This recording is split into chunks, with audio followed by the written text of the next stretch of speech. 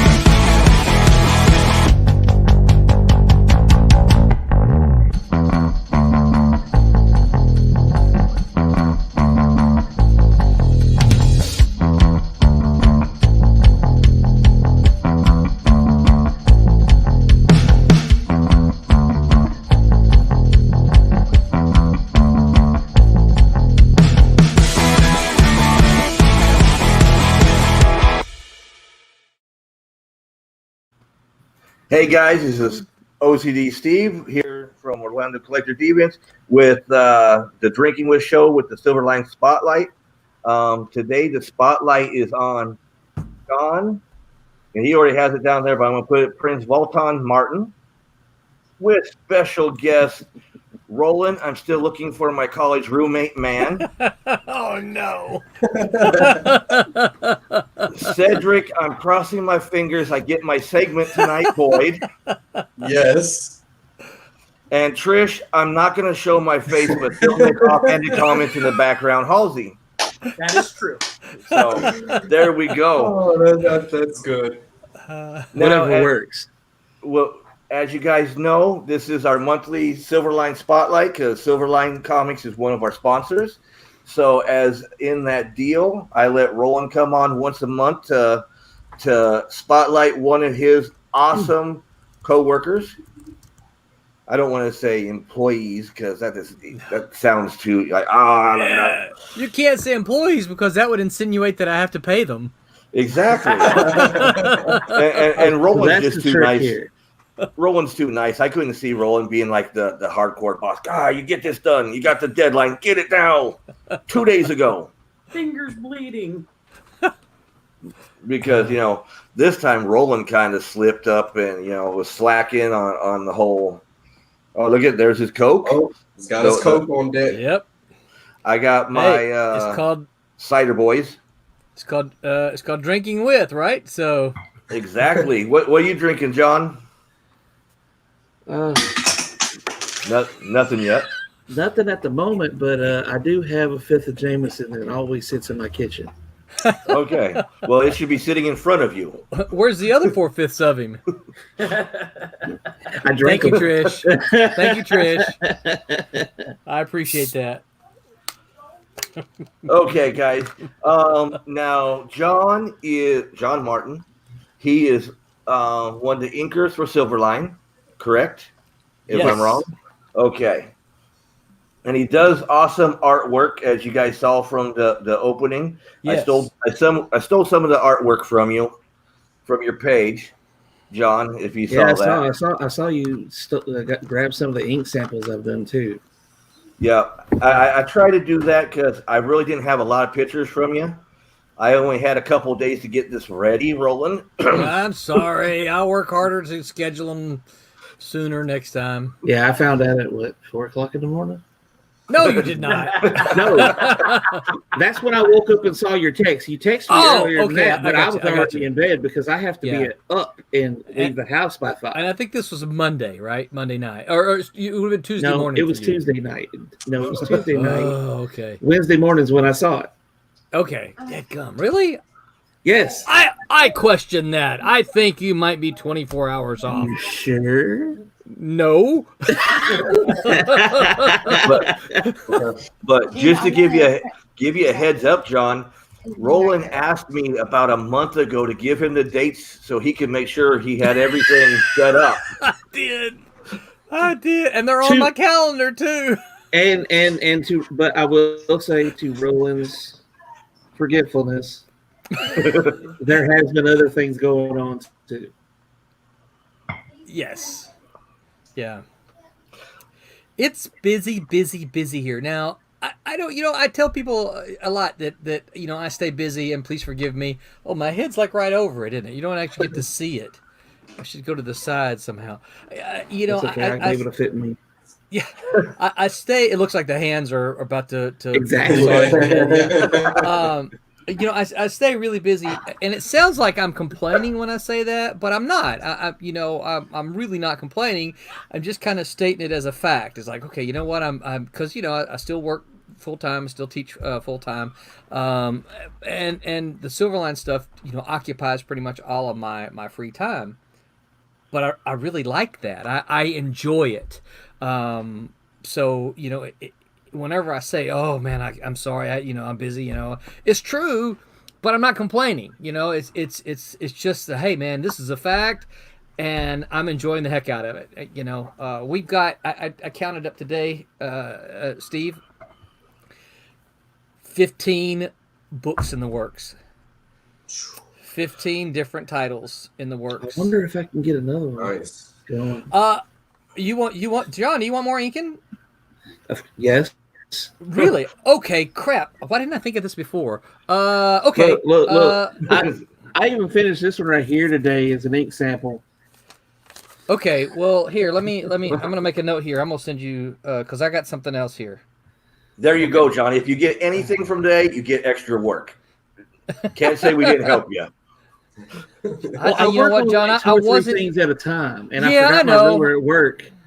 So I went from inking for our rush pages because I'm halfway through with the issue 2 to inking a Ryan Stegman Thor versus Galactus piece. Oh, that's cool. we got another project in the works. It's not. I mean, I could give you. I could. Did I give you Fire Rush 3 yet? Not yet.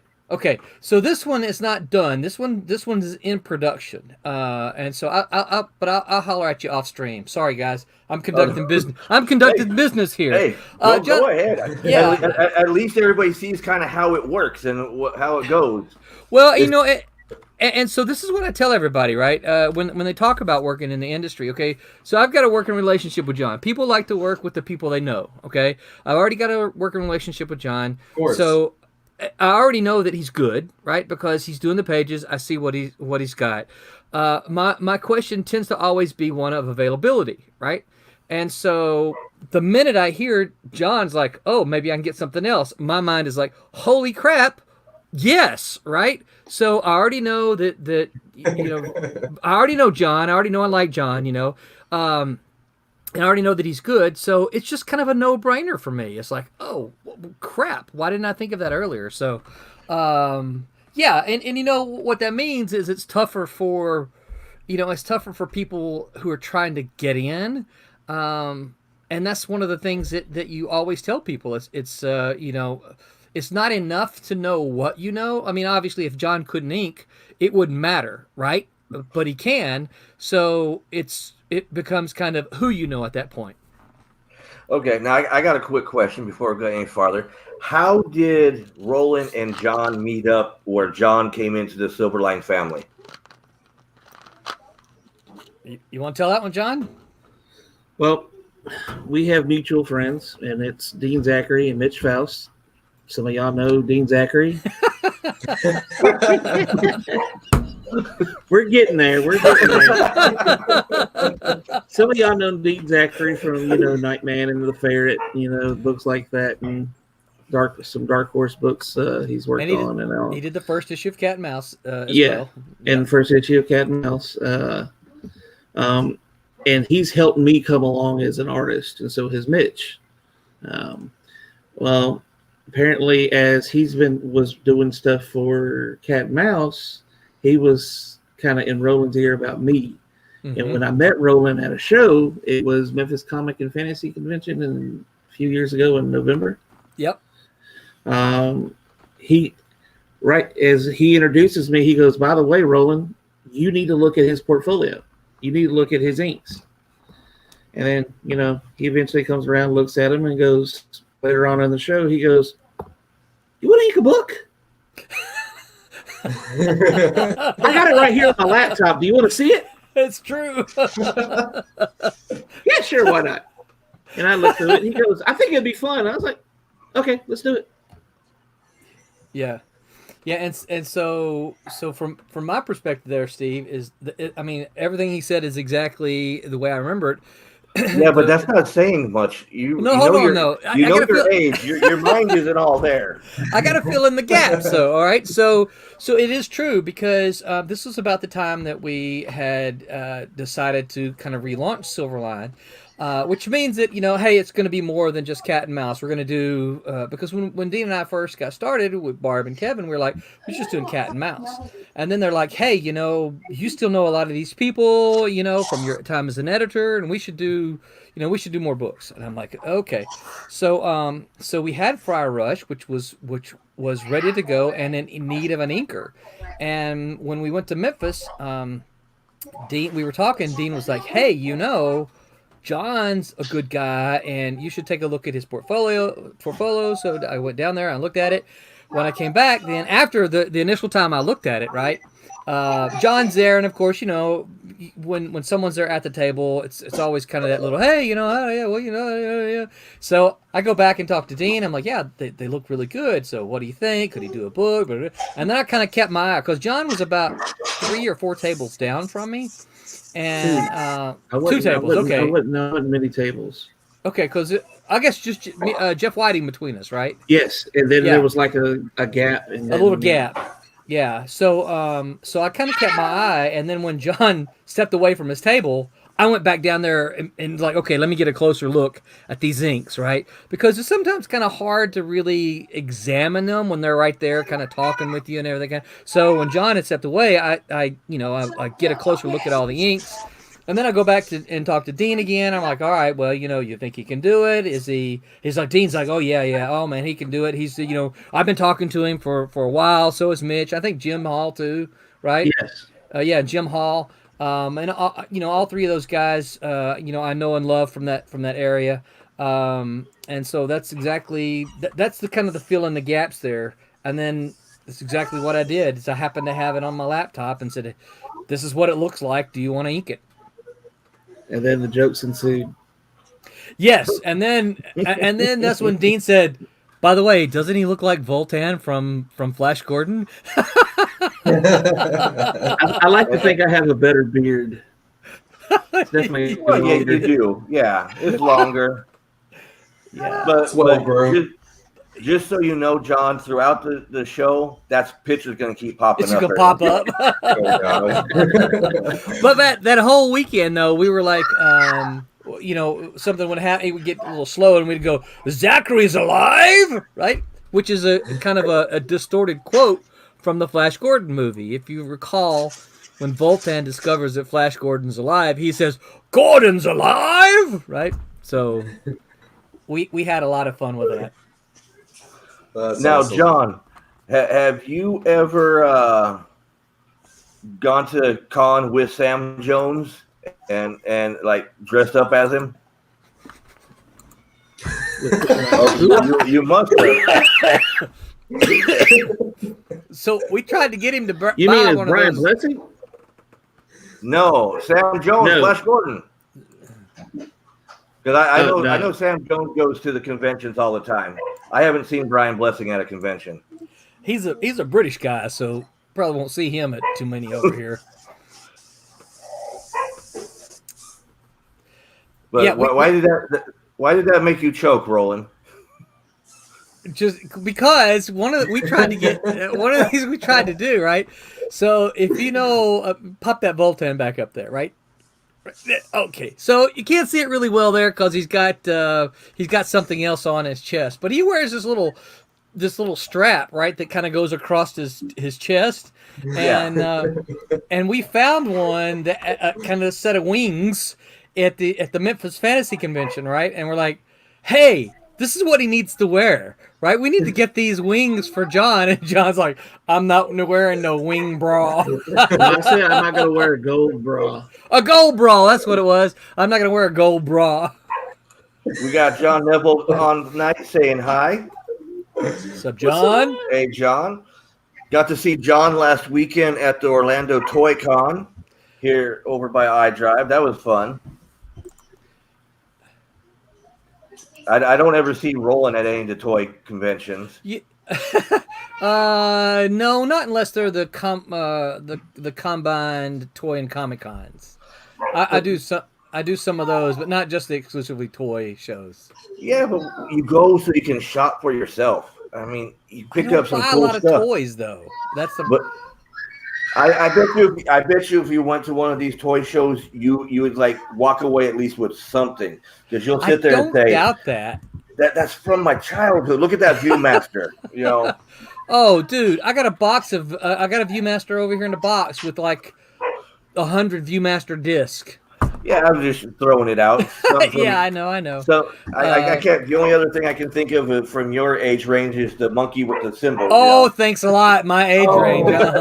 Oh, yeah. I see where we're going. Hey, yeah, it was rough. I'm rough. I'm rough with Roland, but I know he can take it. Yeah. As long as he has his Coke. That's right.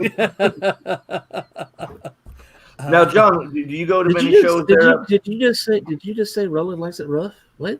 Yeah. Hey, I've known it too. I'm not feeling about this new information. I was afraid of this.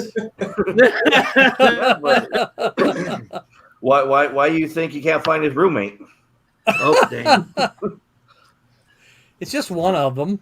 Just one. You scared him so bad he disappeared. Just one. Okay, now John, have with the whole C19 era, have you been able to go out to any conventions, anything, showcase your work?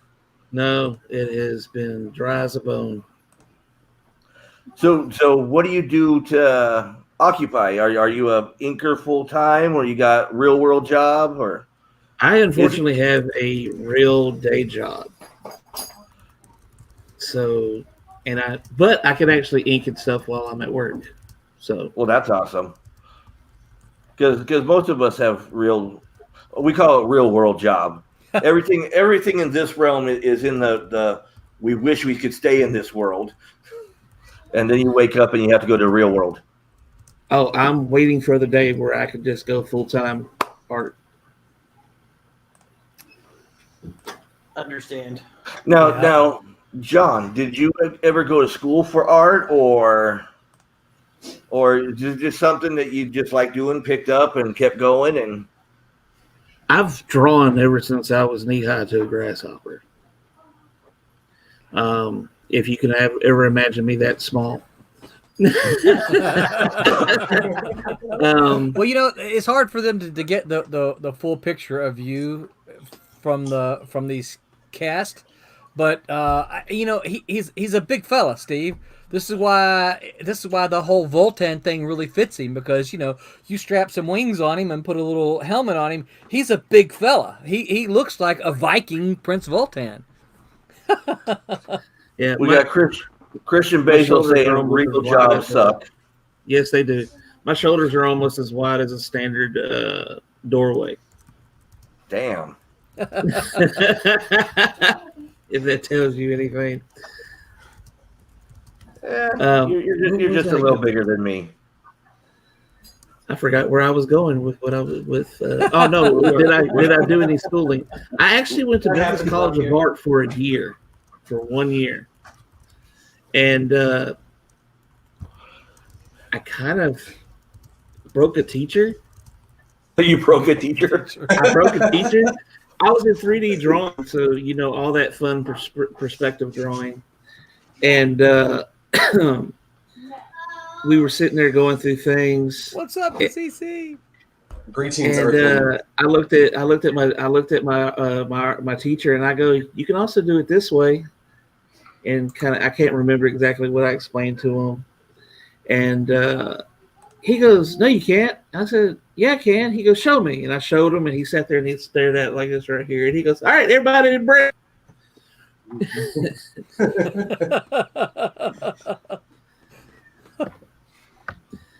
So yeah, I kind of broke a teacher. That's funny. I didn't really CC? feel like I learned anything when I was there. So I have that. John Martin is awesome. Joseph, I'm sorry, Steve. I'm reading your things, aren't I? Yeah, Joseph's a regular when it comes to artwork Cool. for me, so that's awesome. Was got he a a backer?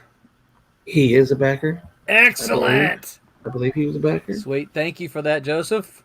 I guess Steve got tired of talking to everybody, so he just said, "I'm gonna just watch tonight."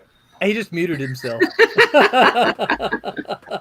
Oh no, just like you guys got work going on behind you, we got some work going on too. So, because I got to talk to you after the show, Roland. You can't go away because I got something to talk with you. Okay. Yeah, I can just picture, behind the scenes, there's sparks and fire and water going, and Steve's trying to put them out, and Trish is over there, right, putting stuff out. I'm watching him put it out. Yeah, and we're just sitting here talking comics. Everything's burning down, but we got to keep the stream going. That's right. Well, Trish is usually the reason of the fires and the sparks back here. Oh, yeah. Smacking distance. But with one of the things, so John, you can't get upset with me here because Trish says this is who you remind her of. Hillbilly Jim. I'm so sorry. Oh Lord, have mercy. I'm so sorry. Oh my gosh. So yeah, you can yell at her, but that was one of the things I had to try to get the picture and all that over there because she would hit me if I didn't put that up there. So Now, John, I do got a question about one of your arts, and because as I was going through some of your stuff, the Ghost Rider bear. Yes. Where did that concept come from? Because I'm a big Ghost Rider fan, and I really like that. Has everybody heard of Marat Michaels? Sure, it's Marat though, right? Marat, yeah. Yeah, Marat's a friend of mine. He's a better friend of John Medic's though, but yeah, he has a book that he calls "Do You Poo?" Do You Poo? I have that one. He makes so much money off that. Did you know that, John?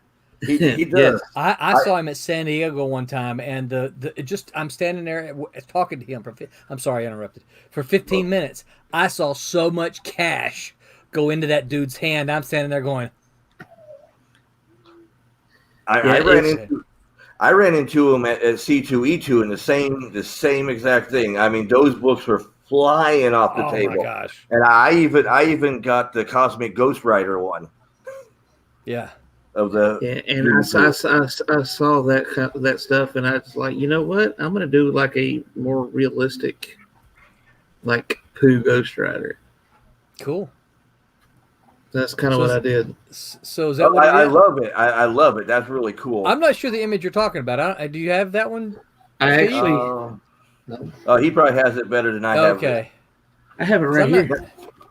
Now Nick from Versus says, "Hi guys." What's up, Nick? Also known as Deadpool. He's local to me. Yep. He's over there in Oviedo. That knucklehead never hollered at me about a signing at his store. I'm gonna knuckle his head there. This one right here, right? Yeah, that one right there. That's cool looking. Well, that's awesome. Cool. And of course, Roland. John also. I found his Punisher stuff. Yeah, of course you did. Here, if you want to put that up there again, John, real quick, because Trish put you as a solo, so everybody can see that. Yeah, that's sweet. That is. Yeah, that's bad. That is. That's okay. I also did a version of it that's a homage to Ghost Rider number 15 too. Oh, that's awesome. Oh, nice. And it glows in the dark. Cool. Okay, so we're going to talk about how much that is going to cost me. Which one? The glow in the dark one. Well, actually, both of them. But hey, you can wheel and deal. Because look, I'll let John know what a friend of Silverline you are. So wheel and deal off the air. Hey. You were offering him a job on the air. I can wheel and deal. Okay, go ahead. but John may not want to, give you too deep a discount where everybody can hear, right? Because then everybody will say, "Hey, you offered that Steve dude, Okay. Hey, John. Yeah, Over because on I've recently raised my commission prices. Well, it's not a commission. You already drew it. Thank- It doesn't He's change the he's amount just of work taking I old. put in it. He's just taking old art off your hands, is what it is. It doesn't change how much work I put in it. Oh, I know. Very true. But see, if we don't want to say out loud, whatever, there's a private chat over here that only we can see, so we can do. Now, okay, over here, guys, we got Royal Airships to say, "Hey, John and Roland, love you guys." What's up, Royal Airships? And they're watching us from YouTube tonight. So if you guys, if you're watching on Facebook, always know you can hit us up on Twitch and YouTube at the same time. Hey, I'd like to see all three screens up on somebody's computer all at the same time. That'd be awesome. Hey, Royal, be sure that you like and subscribe and follow OCD. Or Orlando Collector Deviants. Orlando. If you look for OCD, you ain't gonna find us. Yeah, sorry. It's funny because every time I refer to you guys, I tell BJ, I said I'm gonna go talk to my favorite OCDs, and she's like, "What?" And I'm like, "Steve and Trish," and she goes, "Oh," and now I gotta start saying "said," right? And she goes, "Oh, well, why didn't you just say them?" And I'm like, They're Orlando Collector Deviants. They're I tell them that too. I tell them they're my favorite OCDs. Yeah, I mean, that's the whole reason we came up with that name. We wanted something that everybody's going to remember. And Orlando Collector Deviants, that is a mouthful, but acronym is OCD, and everybody has a little bit. Rory's Royal Airships is a good one. So dude, make sure you like and subscribe. Oh, see there, consider it done. Excellent. I knew I could count on you. Yep. Because next week I'm already going to spoil. Next week's show is going to be awesome. We got some awesome people on next week. I can't wait for next week. No offense to you guys. No I offense. was sitting there saying, well, let's just talk about next week then. Okay, so next week we got Scott and Amber Fenster and Tammy and Jason Hendricks, which is all awesome special effects sculptors. Oh, so you had a pretty good one last week too. I did. Yep.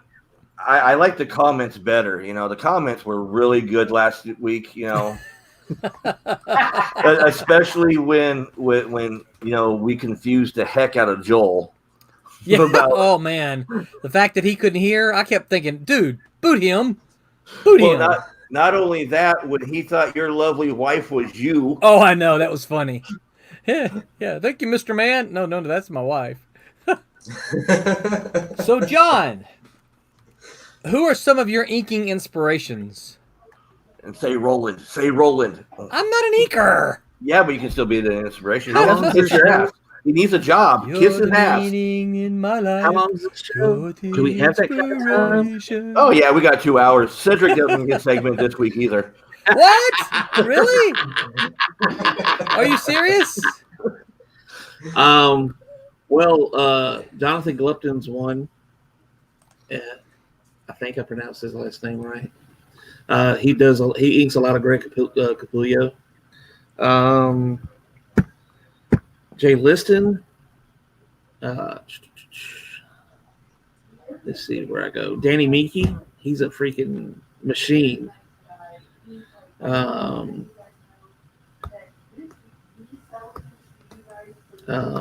you on the spot. You're having a hard time, huh? Yeah. Joe Rogenstein, Klaus Janson. Oh, cool. I thought he was going to say Joe Rogan. I'm like, wait, this is my podcast, not his. Those are some good ones. Yeah. I like some of Joe's Sanat's work over Kirby. Mm.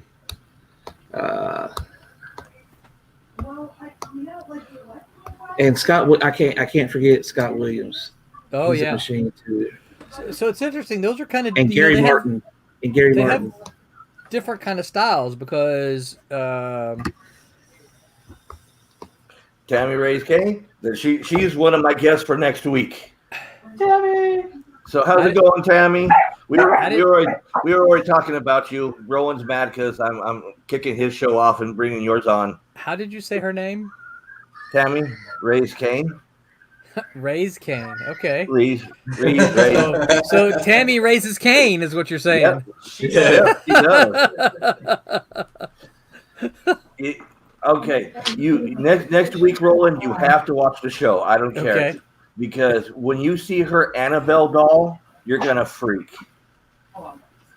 So she dresses up as Annabelle, or No, she made okay. Annabelle. I got you. So she's a toy maker, She's a sculptor. sculptor. Yes. It is so realistic. I don't want one in my house. Yeah, it's one of those that Ooh. people freak out. That sounds fun. Hey Tammy, and then Wubba Fett. I know him. Hey y'all. Wubba! Wubba! I see him over on your show when I got it on. Wubba's good people.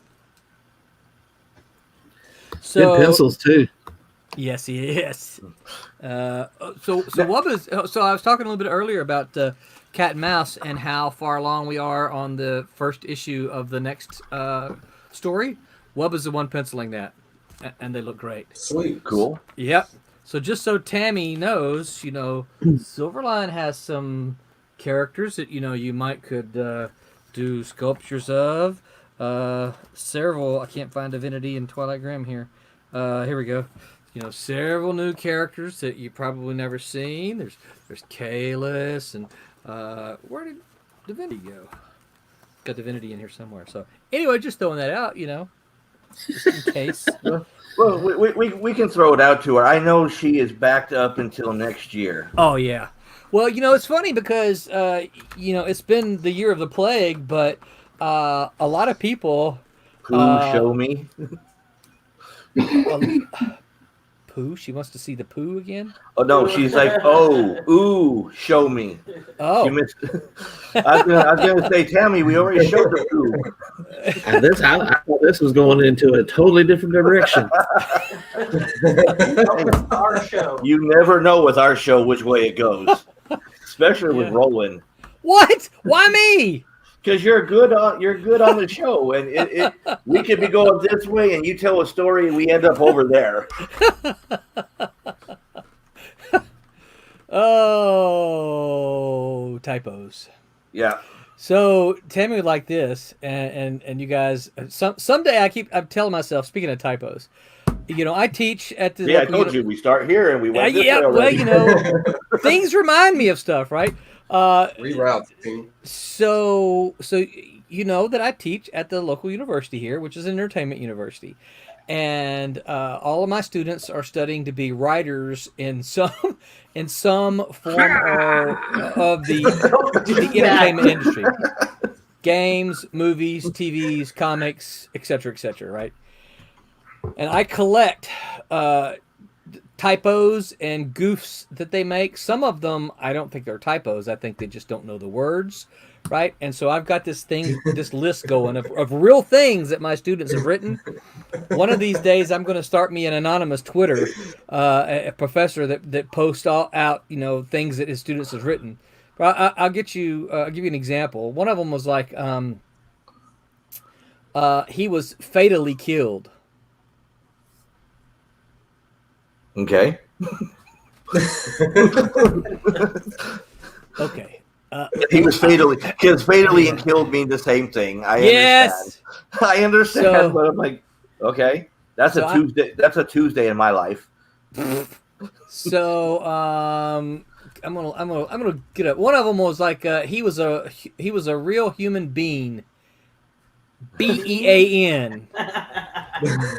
Forgot the G on there, man. Yeah.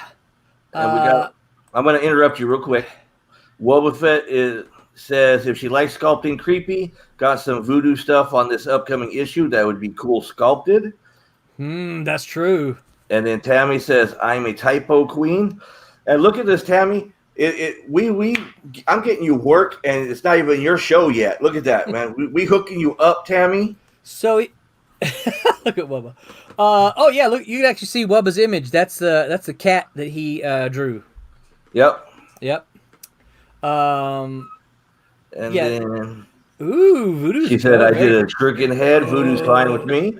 There you go. Cool. Look at this, Tammy. We get So here's a work. question: can you do? I may have to contact her because these could be some cool rewards for a Kickstarter.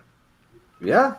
Yeah. I mean, if she has the time, see, and that's what OCD. You know this, Roland. I'm going to go back to us. This is what we started for, to bring the community together. So if I can help you meet somebody to do that, and she can help you, and that we're doing our job. Yeah, that would be very, very cool. Because I think there's a lot of, even though I told you, I don't like toys, which is, it's not that I don't like toys. I don't have the time. I'm a grown up. I don't have time for toys. Dude, look at all my comic books. Come on. That's They're, not toys. they're collectibles, not toys. Okay. No. See, my problem is I spend You too have much to money play on with comic them. books. But see, I'm going to go down to Cedric. No, if you buy something and never open it and play with it, there's no point in buying it in the first place. There's collecting, and then there's enjoying. And if you're buying stuff not to enjoy, then why are you buying? Yeah. This is what I spend all my money on. Yeah. Pins, markers, Art stuff. supplies. yeah. So I'll hook you up with my daughter. She works at Michael. She'll get you a discount. Sweet. But I get a discount at the art center I have here that's better than the discount I could get at Michael's. Okay, then that's fine. I won't hook you up. Hey, look it. I know. Okay. I found out what Michael's discount was for for their employees and stuff, and I was like, "Well, shoot, I could get the Copics already cheaper than that." Yeah, but see, you got to learn how to stack everything. You got to learn how to stack all the coupons and discounts. Yeah. Yeah, our daughter's taught us well. Yeah. Yep. All about stacking them. Yep. And Wilbur says Roberta Conroy makes his art look sexy and cool. At least somebody does. And remember, I was telling you that Roberta. And Tammy says yes, Roland. So cool. Well, we'll definitely talk because I think that's one of the things that could be kind of cool to add to our Kickstarter. And as Wubba says, the next story art for Cat and Mouse involves voodoo, and so there's some cool voodoo images in there, and he's done a great job of making them look pretty scary. Yeah. So Tammy says discounts on art supplies. Hook me up. We'll talk next week on the show. And then Wubba says become an artist won't have money for any other addictions. that's pretty true. Well, if they don't call it anything else, only artists are starving artists. No other profession. You never hear of a starving doctor, do you? No. Only a bad one. And Tammy says love it. Yes, but they're always practicing. Exactly. That's right. Yeah. You'd think they went to college, they'd already have it down. Yeah. You'd think. 10 years of med school. I dare you to ask the next one you go to, though. When are you going to stop practicing and do the real thing? Yeah, but see, I already pissed my doctor off enough, so that is something I will ask her. I don't go to the doctor, so. My character would be willing to die to save his life. That's come okay. on! Oh, no, I get it. He's gonna die to stay alive. To save his life. What? What? I just had to remember we were circling back around to what we got you off of. Yeah. So, there's some in here I don't. Well, no, it's your show. I guess I could do. There's a couple on here that are edgy, right? So, see, it's your show. I can do it. I can do that. Yeah. That's what I like to hear. So this one, all right. You'll like this one, all right. Working in the porn industry can have its ups and downs. Kimberly, I love whoa. Kimberly, however, was fortunate not to go down too far. You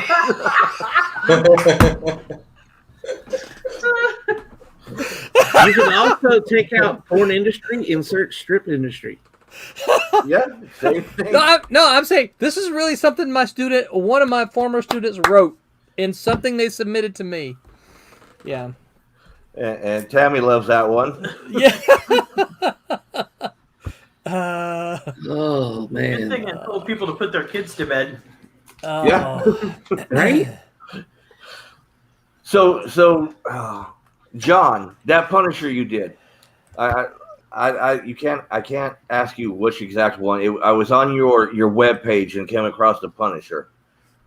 What inspired you on that one? And you're gonna say, what are you talking about? The sketch card? Is that what it is? I was on your actual web page. Punisher. There's an awesome. You're talking about the ink sample I did. Is that? I'm sorry. To me, it's artwork. I can't tell you the difference between ink sampler and all that. That was an ink sample. If it was that web page is, I'm trying to make it into a portfolio. That's an ink sample I did from. I think it was Linnell Yu that did it. You know, big Marvel artist. Who? Linnell. I don't know that. I know his last name is Y-U. Y-U? I don't know. L-I-E. I can't say. L-I-E-N-I-L, something like that. And look, Roland, you made Wubba Fett speechless. But yeah, no, that was an ink sample, and that was early on in my ink samples too, because I was figuring out how to do things and stuff like that. So, well, I know you can only see part of my wall, but if Roland hasn't told you, I'm Mr. Punisher. Oh, he is. I even got the Punisher truck outside. I had Chuck Dixon actually sign my truck. There you go. It's a sweet truck. And now it's just there collecting dust. Well, they're supposed to, but when you have to drive really far for your real world job. Thank you, Wubba. Okay, Wubba says Linnell Yu. Linnell? Okay, yeah, Linnell Yu. Yeah, okay. Is how it's pronounced. He broke it down, and I still couldn't pronounce it. Look how bad it. And I swear I only had one drink tonight. Sure you did. Yeah, thank you. I'm glad you said it because I was thinking it. Hey, no, I only had the one, and then I went back to Mountain Dew. It's the dude that's doing it. Yeah, because I don't usually drink Mountain Dew. That Dew's some tough stuff. Well, I only drink caffeine the night of the show, so to keep me going. Okay, so what else do you got besides Silverline, John? Talk about all those cards. Currently at the moment, I was kind of inching into rolling. That's why I was asking. Well, I was prompting John. I can speak, Roland. Currently, at the moment, all I got going is Roland. Roland's not going to be alive. Currently, the only thing I got going right now is Silverline, but I have done work for Upper Deck on Marvel sets, doing sketch cards, and that right there is from the 25th anniversary of Dynamite. Chaos Universe for Dynamite. Sorry, I'm trying to look at the right pictures here. Card job. Because all I have is John 2, there's John Marvel 3, stuff. John 4. And that's the Marvel's premiere sketch cards I did 2019 Marvel premiere. Yep, there's a Ghost Rider and Punisher. I don't know if y'all know exactly how thick those cards are either. I've never seen cards that thick. See, and like on this one, I love the Cannonball. Because Cannonball right there, he's always been one of my favorites. See, I still got an AP of the Marvel premiere. This is how thick they are. Jesus. Oh, wow. Good grief. Compared to here's my only AP for 20th anniversary of Chaos compared to. Dang. Wow. Now they let you keep cards after you've done them? Well, you're given so many APs, artist proofs, that you can sketch everything on. We sketch everything that's allowed on, anything that's allowed on. Because there are some things you can't do when you're dealing with licensors and stuff like that. Yeah. Wubba says Thanks, that's Wubba. a cool Venom, John. The crazy thing about that Marvel premiere set, they were sold in tins, and for one of those tins with cards in it, it was like $250. Oh, dang. And you got a few like 2 or 3 sketch cards in it, and some other and some base sets and some other stuff. And so you were kind of like luck of the draw if you got like some sketch cards or something like that you wanted. That is And awesome. I know some folks who were buying boxes of those. I wish I had the money that some people have just to go Right. buy stuff. But I know people say the same thing about us when they see our weekly haul and all that. I'll have you know, I'm a cheapskate. See, I'm going back. Those are awesome. I like them. I've actually seen the Doc Ock on eBay, I believe. Really? Was it going for a Yes. good price? I don't remember. It's been a while. Oh man, I would have been flat. That's mine on eBay. Look at that. Now, okay, I'm gonna go. Like I said, those are cool. And like I said, you don't see. I'm going back to this one because you don't see very many. I'm gonna go back to Cannonball. You don't see very many people draw Cannonball. No, and those right there are 3-panel cards. 3-panel. 3-panel. Oh. Okay, your Doc Ock is going for $63.79 on eBay. Trish just pulled it up for me, so that's good. My job. Yeah, that's what she's supposed to do. Wrong thing. Doc Ock, right over here. Boom. You guys can't see my pointer, so it doesn't matter that I'm pointing to it. I was actually really proud of that Doc Ock when I finished it too. I was like, hey, this actually looks pretty freaking cool. Somebody else thinks so too. Yeah, somebody else thinks enough. Yeah, that's nice. Oh, some of those Marvel Premiere cards, I've seen some of them go for $150, $160, $170. Wow. I believe it.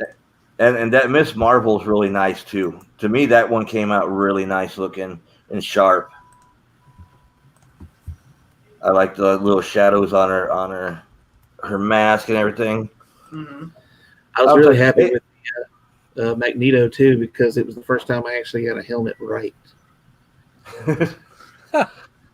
No, look, and you can ask Roland anytime. I'm all about the art. I love the art, so I can sit there and finally look at all the art and down to the minute details. Not as much as you guys, because you guys see the flaws. I never see the flaws. Oh, I can actually tell what kind of like if I'm looking over somebody's inking, I can actually tell now because I've used so many different tech pens and brushes and things like that. I can actually tell if they've used a tech pen, a brush, or a quill. Oh, see? Yeah. Now, I can't always tell because obviously I'm not an inker, but there are certainly telltale signs that I can. Hi, Trish. That's not funny. There are telltale signs that I can see, that I can tell on some things. Yes, that was a pen, or this looks like it could have been done by a brush. I tend to prefer, as someone who's a fan of it, I tend to prefer a brush look, because, and that's what I was going to kind of say earlier when John was talking about his influences. Is that Scott Williams? I think you mentioned Scott Williams. No, or yes, I did. okay, yeah, yes, yeah. So Scott Williams has got very much that West Coast style, which is very, very much sort of the pen look. Where some of these other inkers that you talked about are very brushy. But Scott does it with a brush. Does he? Yes. It's just that West Coast style is very, the Liefeld, Silvestri, basically all those early Image guys. and it's very a lot of small sort of niggly lines. I'm not saying it's bad. I'm just saying it's kind of the style. All of them kind of inspired by like Art Adams and Golden and Michael Golden. Michael Golden, yeah. Which really kind of goes back a little bit to Neil Adams, but Art Adams was the first one I kind of remember really doing all of his long shot miniseries that he did. It was just make you go, wow, look at this. Now I got Royal Airships saying, I'm sure it's been discussed, but some outfits just look uncomfortable. And then he's down like Magneto. Is there a better way? And that's to draw it probably. And that's to John and my drawer over here. I mean, there's no real set way to do it. Okay, that's all I think he was asking. There's a kind of like a basic technique I had to teach myself when I first was getting back into drawing way before me and Roland met. That I actually I pretty much threw everything I knew out the window and started reteaching myself everything. And I actually realized a lot of that stuff is really, really important for your foundation, for you to actually be able to draw on a pro level or even on a decent level. So I got a question for everybody here. That includes you, Cedric. You can get in on it since you've been kind of quiet over there tonight. Just listen. And I didn't come up with this. I'm stealing this question off of one of my comic book sites that I'm on Facebook. Who is the sexiest female character out there that you think is the sexiest? I'm going to say I'm down for a She-Hulk. I think she's one of the sexiest ones out there. You like being able to beat you up. Oh, hell yeah, man. I like it rough. That's why I have Roland over here, But I thought Roland was the one who liked it rough. Well, it goes both ways. It's the 50 Shades of Roland. I'm going to go with the White Queen.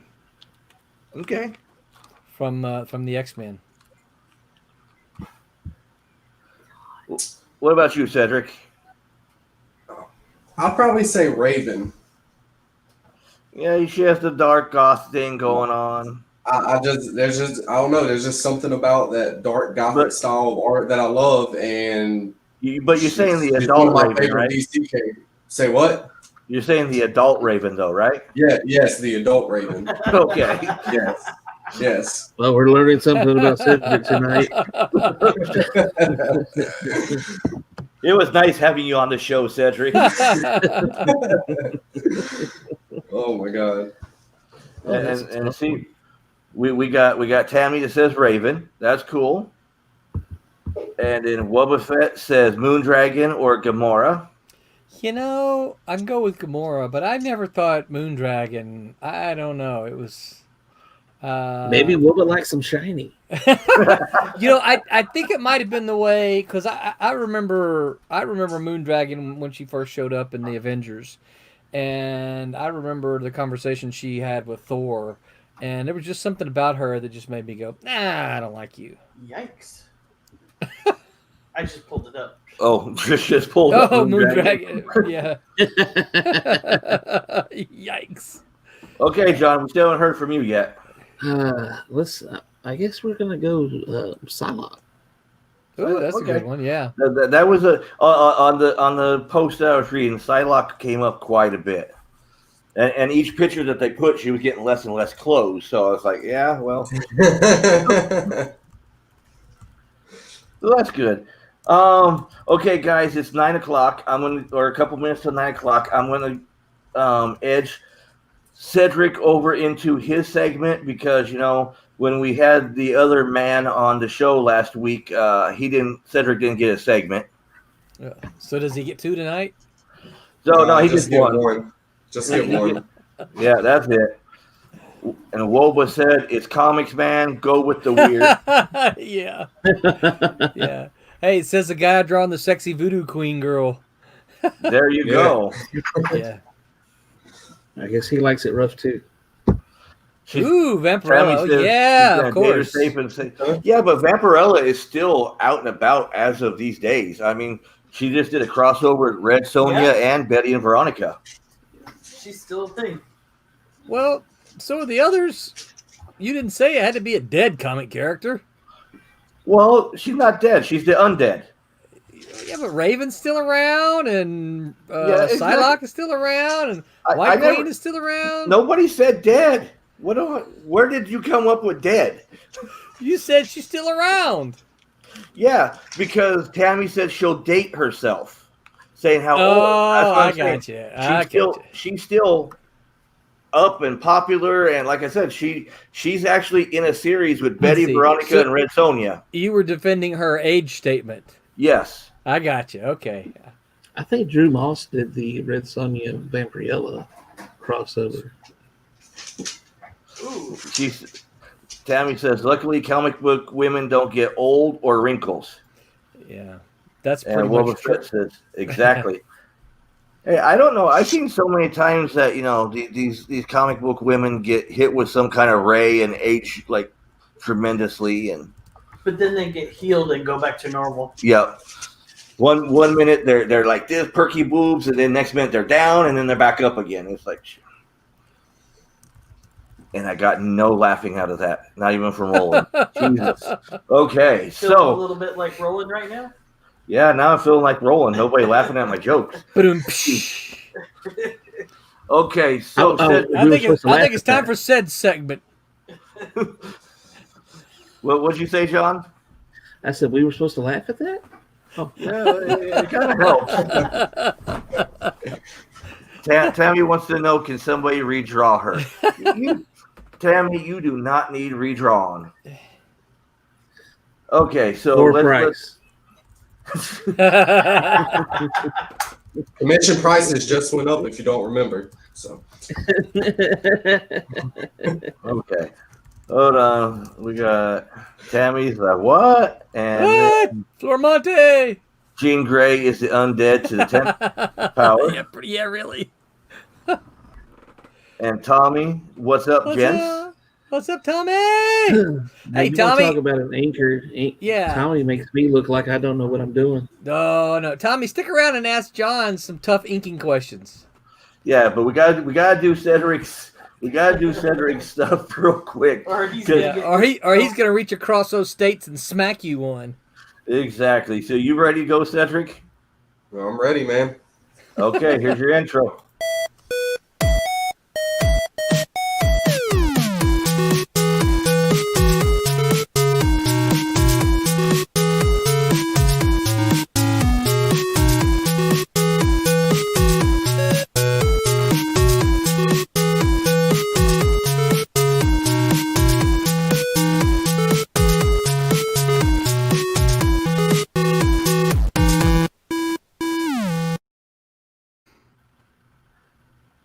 What's going on, everybody? Welcome to This Week in Geek with Cedric. And this week, I'm going to talk about a few upcoming animes that are going to be coming out fairly soon over the next few months. And first one I'm going to talk about tonight is My Hero Academia. Season 5 teaser was just recently released about a month ago. And it is now the 5th season of the most anticipated anime going on currently right now. And it's going to be taking place during the joint training arc of the manga where Class 1A goes up against Class 1B in training battles to determine who's going to graduate from the UA Academy and basically the heroes everybody's been working up to become. And to my knowledge, there hasn't been really any further information about this upcoming season yet. If you haven't read the manga or subscribe to Shonen Jump Weekly, then you'll be able to get weekly information regarding it.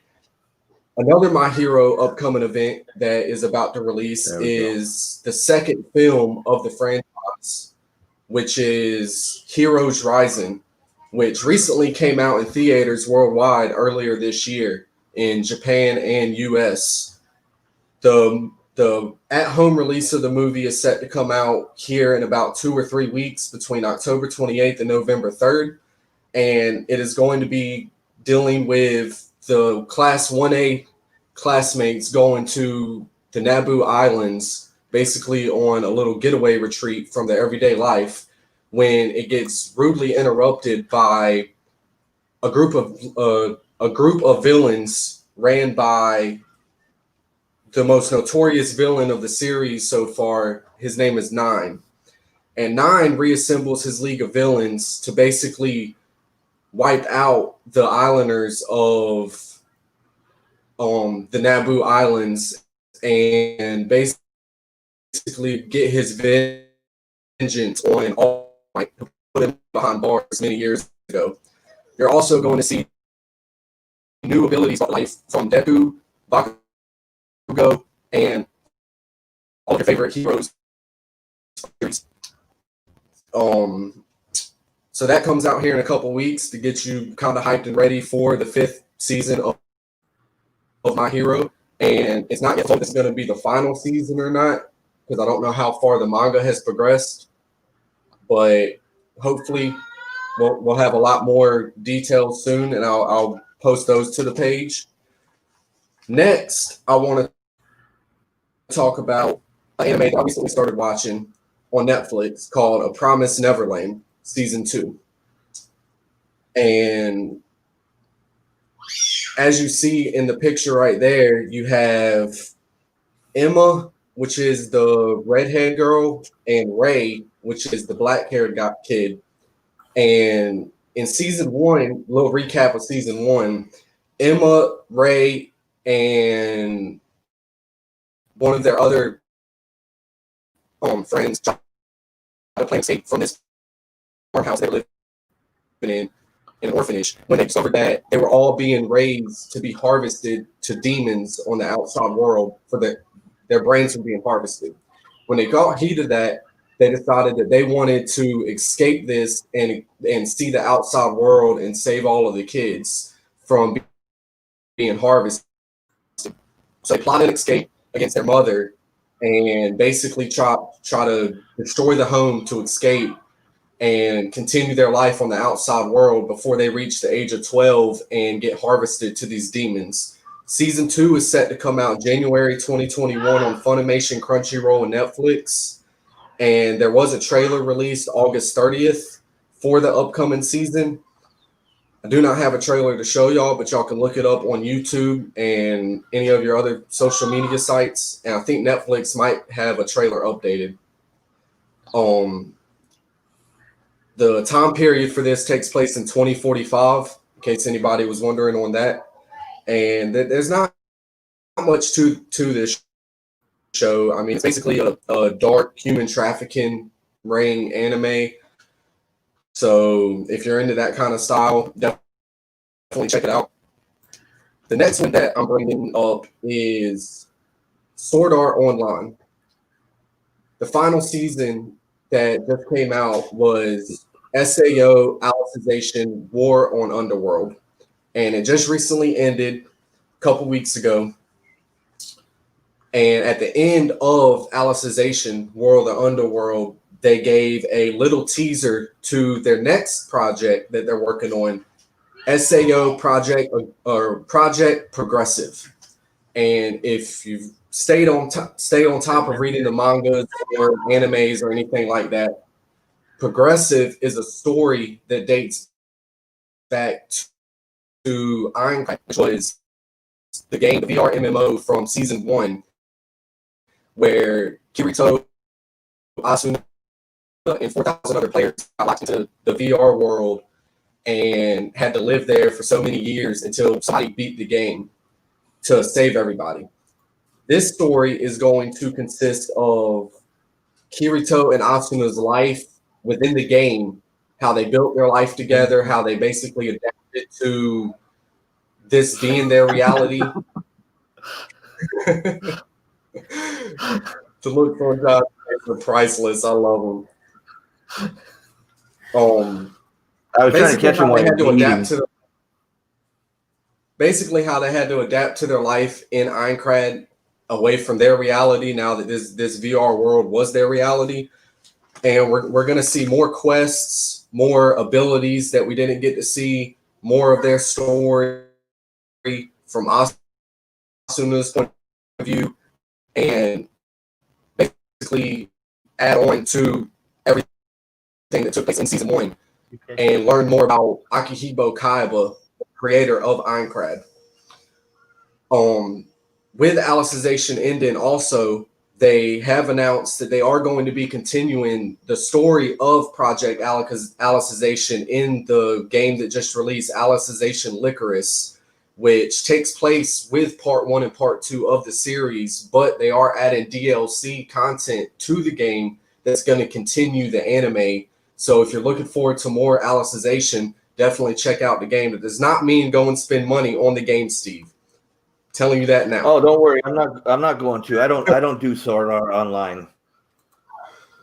Why not, man? Tell me why. You don't like it? It's not one of my. It's not. I'm not a sheep. I don't follow all the big trends. I mean, it's not really a big trend. Like I said, did you look at Japan Sinks 2020? No, I have not. Oh, I love that show. See, even Trish likes that anime. Well, maybe I'll like it after I start watching it. And the last show that I want to talk about is, which not much information once again has been released for this one, but is Attack on Titan Season 4, the final season. Now, this is going to conclude the manga arc, the novel arc, and the entire series is coming to an end with this season. The key visual that y'all just saw on screen was released back in September, and all the focus of the key visual teaser poster was focused on Mikusa. Not really sure why, because I stopped reading the manga because I didn't want to spoil watching the show. But the release date for this is set to come out December of 2020 with, just like all the other series, we got a part 1 and a part 2. There's going to be 2 10 to 12 episode blocks that are going to end this show. It has been released that they aren't going to rush this, so the production of this series is going to be in good hands, not rushed, and it's not going to skip around on stories. You're going to literally get everything that they have to offer in this final season, and you're going to find out more about Eren, discovering more about the Titans, more about how to defeat the Titans for once and for all and save humanity. And for those of you that don't know what a Titan is, it's a humongous, gigantic, naked people. Yes. Flesh hungry, giant, naked people. That's exactly what they are. They eat little people. And they've actually made them look a lot more like they made them look a lot more creepier, in my opinion. Like when the series, when it first started or whatever, I was like, all right, they look pretty cool, whatever, like weird but cool. Now they look really creepy, like the looks they have in their eyes when they're chasing their prey, and it's just terrifying. I would not want to be chased by a bunch of Titans, to be honest with you. But that's about all I got for this segment this week. Was just a couple different animes going on and upcoming. There's a lot more that I could talk about, but tonight isn't fully about my segment. It's all about the spotlight with John and Roland. And no, it's not a spotlight with Roland. Only John. Only John. Okay, Roland's just here. Give his comments. Roland is Silverline Comics. He's the sponsor of the show, and he spotlights one of his co-workers, one of the people that does work on his comics, not just his comics, but Silverline's comics. And he brings on who they spotlight. So, and then we spotlight them. Yeah, we'll be one-on-one with John on Monday. Now, Steve, have you played? Like, do you watch Attack on Titan? Not for a couple years.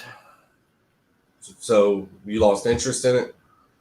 Well, when you got to wait 2 years in between seasons, yeah, I kind of lose interest.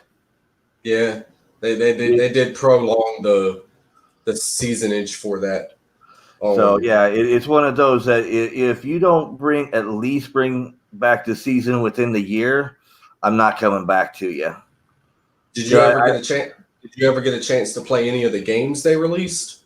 Oh no, I don't play those. No, You're missing out, man. No, because it's not my genre of game. I'm an RPG player. I'm a true RPG, not what they call RPG now. Now they call action RPG, and it's not the same. Yeah, I mean it's not. But I mean, there's still good games to play or whatever. Freaking, if you ever get a chance to, definitely check it out. I would send you a copy. I have multiple copies of the game, but I don't have them on PlayStation, so you don't care about that, anyways.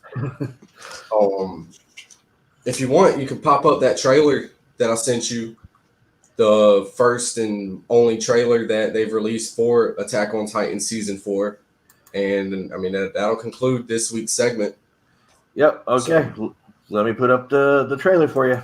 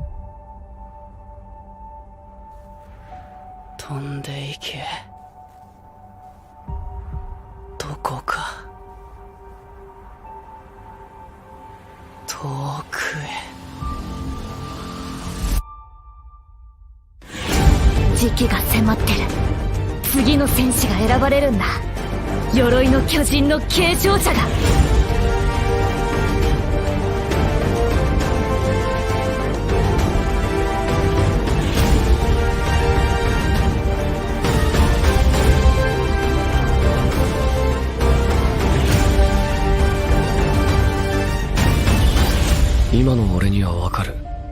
お前たちは世界を救おうとした。そうなんだろう。うるさい。どうしてお前らは俺を死なせてくれないんだ。始祖ユミルの出現から今日に至るまで、どれほどの命が巨人に奪われたことでしょう。しかし近年、その平和思想は淘汰され、始祖の巨人はパラディ島に住むあるものに奪われました。その名はエレン・イエーガー。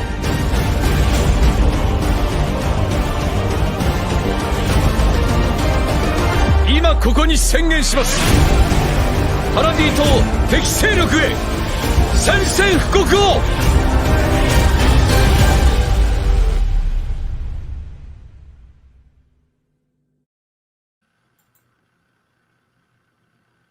Heck, Hillbilly Jim approves. Now, did you ever watch Demon Slayer, Steve? A little bit, but like I said, Cedric, I'm one of those. I set the trend. I don't follow the trend. I watch a lot of this stuff before it ever becomes popular, and then once it becomes popular, I lose interest in it. I mean, the only thing I was watching Bleach before it even became popular. And then when it became, oh my God, everybody had to watch Bleach. When everybody had to turn out watching Bleach, I quit watching Bleach. Like, I don't really care about what's trending and what's not trending. If I have an interest in it, then I mean, I go for it. That's the same with comics, games, movies, TV shows, anime. Like, it could be the lowest rating thing on the face of the planet, and if I like it, then I'm exactly. But when you got 1 million people, and basically if Hot Topic is selling everything, I'm done with it. I mean, when it's a trend for everything. Like My Hero, I like My Hero, but it's gotten so out of control with A everything. couple years ago, My Hero, like everybody was like, "Oh, that's not good. I don't like it." Da, da, da, da. And then overnight, it became trending, and now it's kind of like a little overrated. It's still good. It's just overrated now. Well, it's like me and Trish were just talking through the trailer. You've seen the anime Food Wars? Yes. Me and Trish and Kelsey were watching that years before Netflix got it, all this, and then all of a sudden Adult Swim started playing it. It's like we've been watching this. We watched it a long time ago, and now there's going to be a third season. And it's been done for like 4 years. Well, they just put new episodes up on Netflix. But it's not new episodes. It's only the second season. It's new to Netflix, but it's not new. It's not new. It's still 4 years old, and we watched it a long time ago. Yeah. And Roland, if you ever watch anything, watch Food Wars. These people have orgasms over tasting food. Yeah, it's pretty insane.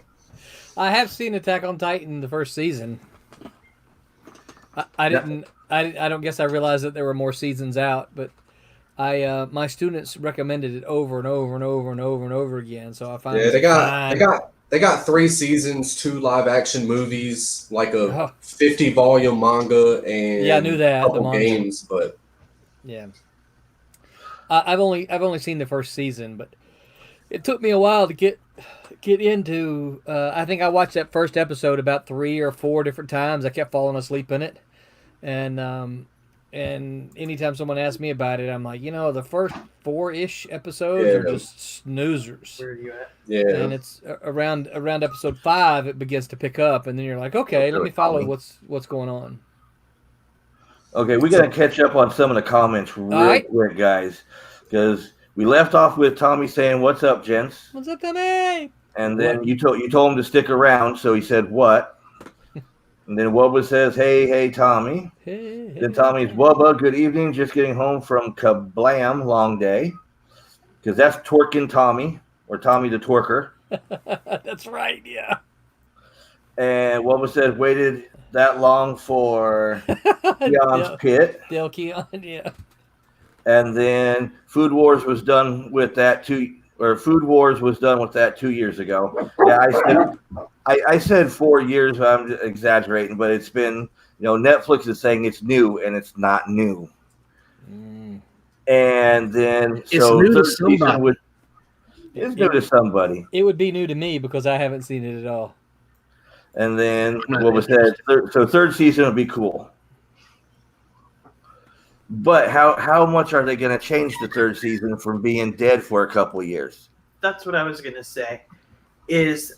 I think my issue with some of the ones that become popular is that they push them out too quick to please the crowd, and then they become less interesting. And they put too much filler in there because they catch up on the manga too quick, so they have to put the filler in there, which has nothing to do with anything with the...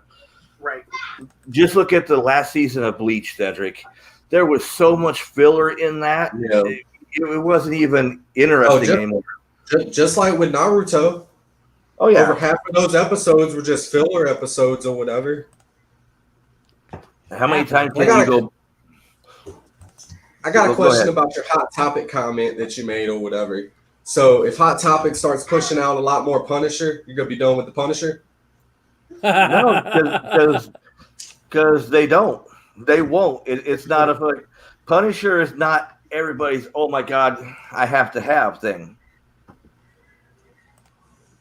That's the whole thing. I mean, they might have one thing here or there, but they're not going to do their whole line. Go over to Hot Topic right now, and you'll see how much My Hero and Dragon Ball on there just from going onto their first page. I was just in there a couple weeks ago at my local Hot Topic, and it was literally all My Hero. So I mean, I know what you mean there. There's still Hot Topics. What is Hot Topic? You've never been to a Hot Topic, Roland? I don't think so. I went when it was a decent store. Yeah, it's nothing like it used to be. It used to be a cool store. I mean, it really used to until it got to become we're only going to do what's trending. But that was back when they still had Janko jeans. Yep. I had 40-inch wide legs that I used to wear all the time. What was Fett says they think they will change it to appease the newest popularity, and I think so too. And that's, I mean, keep with the original storyline. That's what brought everybody in. And then Tommy says, putting John on the spot, inking questions. Okay, now Tommy's done with anime. Okay. Yeah. Putting John on the spot, inking questions. What is India ink made from? I don't know. See, I can do that. Look. Yeah, it's pretty good there. See? I know, right? Yeah. He's been doing this for 30 years. How come he doesn't know? He's hoping that you will become the master to teach the master. Nice accent. Thank you. Oh, it's made from carbon black. It's made from carbon black. So nothing from India? No. Nobody from Really? India either. Nobody. Soylent Green here. Maybe a little Colton, the Gandhi ink up in must there. stop. Oh, and I don't know why they call it Indian ink when it was used by Egyptians and Greeks. Because it started in India? No. The area that used to be India, or it was going to be the future India. How's that? Egyptian in the future India area. Egyptians now. And Tommy says he doesn't know. Haha. Well, there you go. It's made from carbon, And Tommy, which means you burn some stuff and you can make Indian ink. Just don't burn down the house. Don't try this at home. made from the tears of a struggling artist. That's about No, right. that's what Coca alcohol blenders made from. So I got a question for you, John. What was your number one favorite piece of art to ever work on? Well, I haven't worked on a whole. Are we talking? Well, I mean, like art, comics, anything. His favorite piece of art to work on, that would be Friar Rush for. There we go. That's got to be. Okay. That's got that. Yeah, this one right here, because it's still fairly new. That's got to be close to the top. Yeah, that's actually my first published cover. So Okay. I love the stained glass Silverline, look. baby. I love the stained glass look behind it. Mhm. Oh yeah. that did take a while to get on the paper.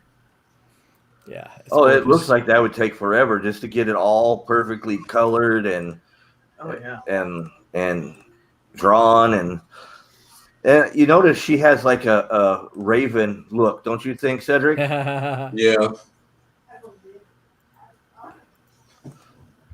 Have you ever had it? Like, what was the weirdest commission piece you've ever done for somebody?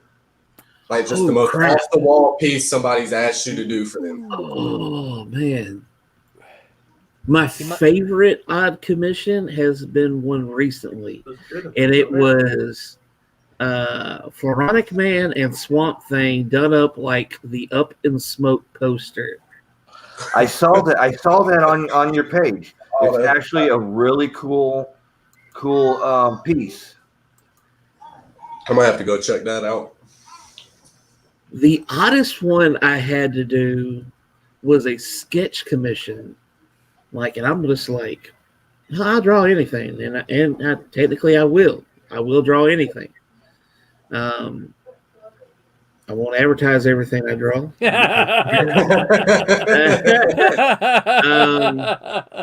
But he goes, I want Old Man Logan with his skulls going through Hillary Clinton's head. What? Okay. Love it. Yeah, so this isn't meant to start a political fight. In Sure, of the course. comments, by the way. I bet it was harder to draw her than it was to draw Logan. Now I'm gonna back. Well, yeah. I'm gonna back you up real quick. Sorry, I wanted to throw over the Swamp Thing. Yeah, there you go. Moronic Man. Ooh, that's right there. nice. Oh my god, I had that's nice. I had to break out some tattoo apprenticeship scripting out to get that done. That's wicked. Yeah, that's nice. And as you see, John, I stalked your page, so I knew exactly where I had to go to pick up the picture. Steve the Stalker on the case. Well, that Oh, yeah. you know, actually, that's an interesting thing talking about doing the Logan and Hillary. So, do you find it hard because Logan is kind of made up? You can kind of do what you want to do, and it doesn't have to be like it's not Hugh Jackman. It's Wolverine, right? So, Yeah. but Hillary Clinton is Hillary Clinton. No, it's Logan. Do you find it? Do you find likenesses tough? No, No. no, it's just certain people. There's little being able to draw likenesses. I guess Mm-hmm. you start to notice little things about people, like their jawline or their nose or Yeah. the way their mouth sits in at corners. Sometimes it can be a little annoying in trying to get it to look right. One, for example, everybody loves this woman, but her jawline is a pain in the neck to get right. It's Scarlett Johansson. Oh yeah. Oh, I believe it. Because it comes up and it dips and then it kicks back down. Yeah. Now, John, I'm doing something real quick. I want to ask you, see if I caught this right. Now, this is somebody you did a likeness of, correct? Yes, that's Scott Caan, who I believe should play the next Wolverine in the MCU. Oh, he would be good. That is awesome. Yes, he And would. that's your likeness of him as Wolverine, correct? Because Yeah, that's not the finished one, but yes. I'm short sorry. guy. I'm trying to do this on the fly, right? So Yeah. I was just grabbing. So Yeah, I just wanted kind to- of drew the Wolverine hair over his hair and kind of worked it all in so you can kind of see what I was doing, and then I filled it in. Oh, okay. Hold on. If you give me 1 second, I'll give you the finished look. I apologize about that, John. Like I said, I was doing it on the fly real quick. Not easy getting all this stuff down. I got And it sitting then, around here somewhere. boom. Let's see. I think I got it right here. Finished. You see that? That's his beginning. Here's the finished one. oh, nice. Sweet.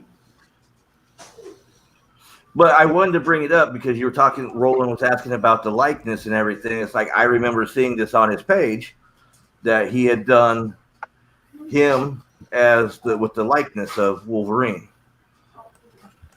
So does that answer your question there, Roland? It does. Okay. Now, John, one of my questions I ask everybody, who do you still fanboy over? Like if you got to meet him, you just go gaga. I don't really fanboy. Oh, everybody But- fanboys on something. I do get excited. I don't fanboy because, I mean, I've had to learn how to keep composure while working around people because I've been a bouncer in security.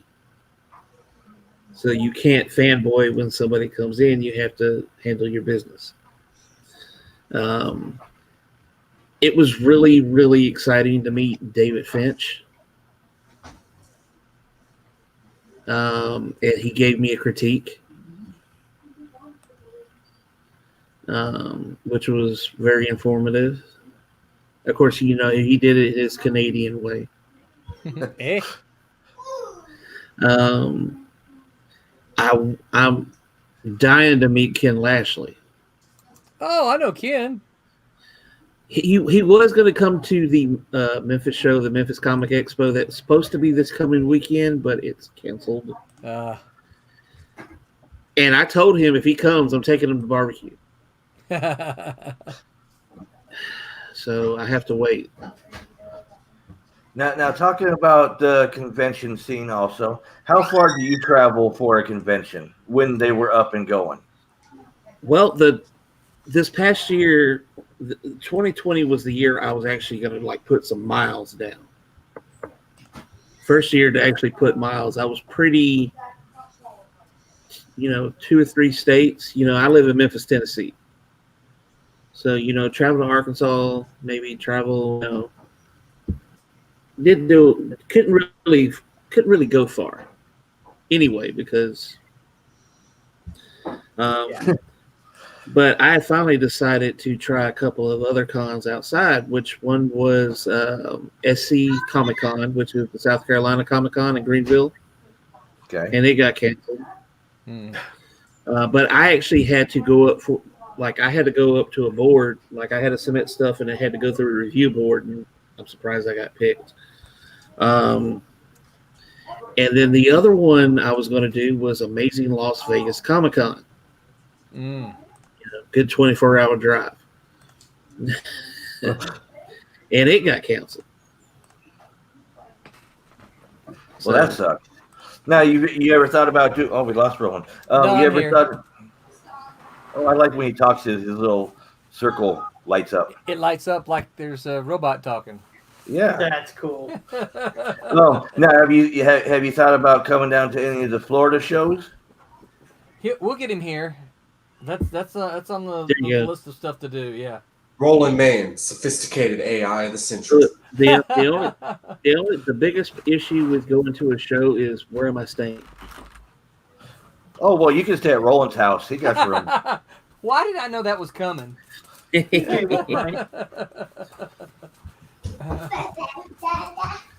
Dada. Yeah. Roland's the new kid. Phoenix is running around. Now, Yeah. okay, John, what is your funniest moment with Roland? And you can't tell me you don't have one. Funniest moment with Roland. Yeah, funniest Roland. Roland, I'm gonna start making that a normal question. What's everybody's Roland man's funniest moment? Okay, viewers, viewer discretion is advised during this next part. That time he pulled it. No, I'm kidding. Yeah. He was talking about Tiny, and he wasn't talking about his comic. Oh. Tiny, and he likes it rough. What's going on? Well, Okay, then. to utter the words of Kelso, burn.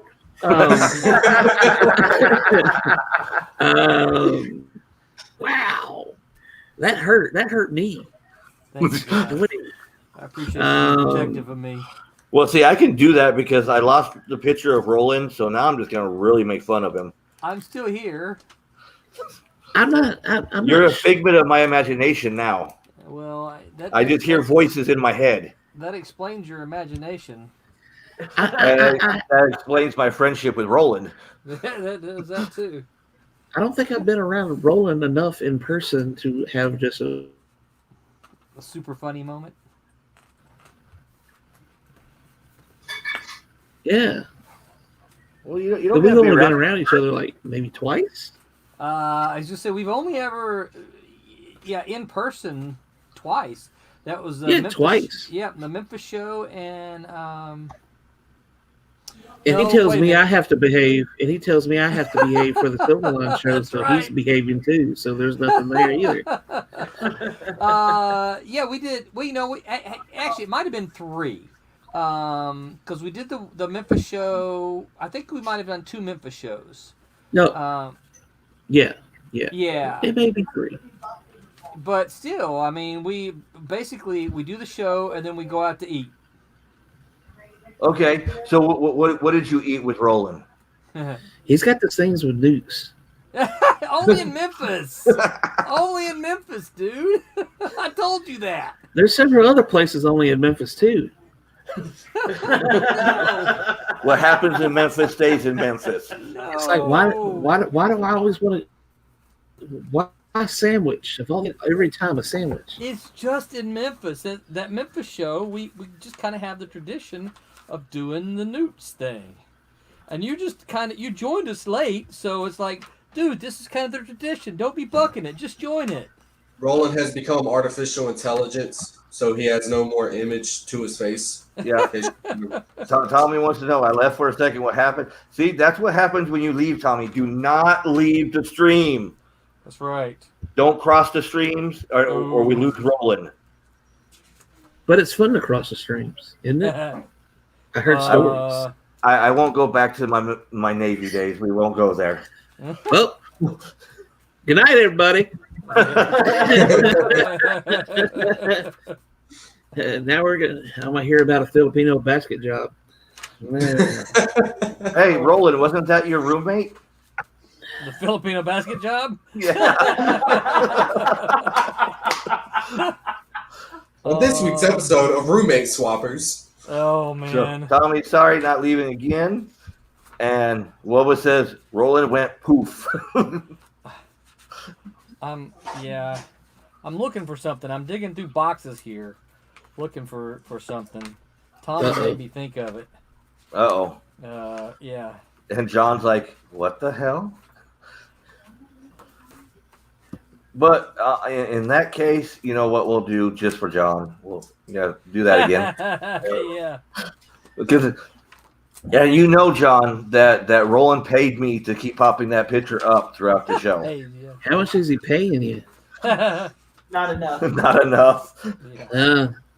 Probably still more than he pays me. Probably. Now, why before the end of the show, because we still got about a half hour, I do want to pop this on real quick and do a quick shout out to our sponsors. Thank you guys. Because of you, I still maintain this show, because without you guys, I have nobody to make fun of. So thank you guys, Infinity Toy and Comic Con, Daytona Beach Comic Convention, Capital City Comics and Toys, Silverline Comics, and of course, Living Dead Comics. Without you guys, I have no comic material. You got said. That's why I said I don't have any comic material. We got Brandon that says word up. Said, I'm trying to throw you some love, buddy. Brandon has we got some time while Roland looks for whatever he's looking for. We have no idea. Probably won't find it. You ain't got to wait on me. Well, I know. Shut up so I can still keep here. talking. October 17th, we got Free Play Florida at the Pinball Lounge. We got that going on this weekend. That is Brandon's show right there. Awesome. $15 all day free play. Pinballs, video games, whatever they got there. Brandon, this time last year was on our show. And he's like, yay. Yeah, Brandon, he's one of the, I would like to say, a friend of the show here. Really love what he got going on. And then we also got Coliseum of Comics has their 3-day. Oh, man, I want to go to that. It's the warehouse sale. Yeah. Oh, wait. That's the link for the. Okay, hold on. Hold on. Trisha screwed me up over here. Brandon says support the Pinball Lounge, which is really awesome. And he even says they're awesome. And that Trish just put up the link for Free Play Florida at the Pinball Lounge. And then, like I said, Coliseum of Comics has a 3-day show. It's the warehouse sale going on Friday, Saturday, and Sunday. I got to work on Friday, so I won't be there for Friday. A lot of people go on Friday, but by Sunday, the discounts get even better. I mean, you start with a few discounts on Friday. Saturday, you get better discounts. Sunday, you get the best discounts ever. They do this like once or twice a year. Yeah. And Roland knows what I'm talking about right there. They can't do it in the warehouse this year, but they're doing it at a hotel. Okay, so they're not doing it. You heard Trish. They're not doing it at the warehouse. I thought Trish was going to have this wrote down for me, and nowhere is it wrote down. But I promised Moshi that I would talk about it tonight. You can go to our page. You'll see an advertisement for it, Yes. a post about it.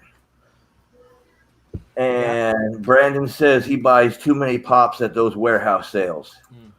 Yeah, I'm a fan of Coliseum. They are if you want to get the Silverline books locally, you go to Coliseum.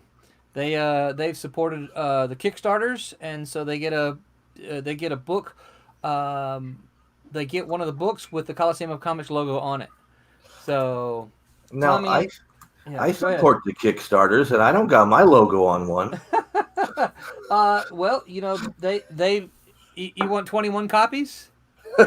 Hey, The retailer's package. Yeah, Hey. that's the retailer's package. They get 21 or more copies. But here's the thing: If I you buy have 21 copies, I buy the Kickstarters with all the variant covers, yeah. so I usually end up with 21 copies. We don't have that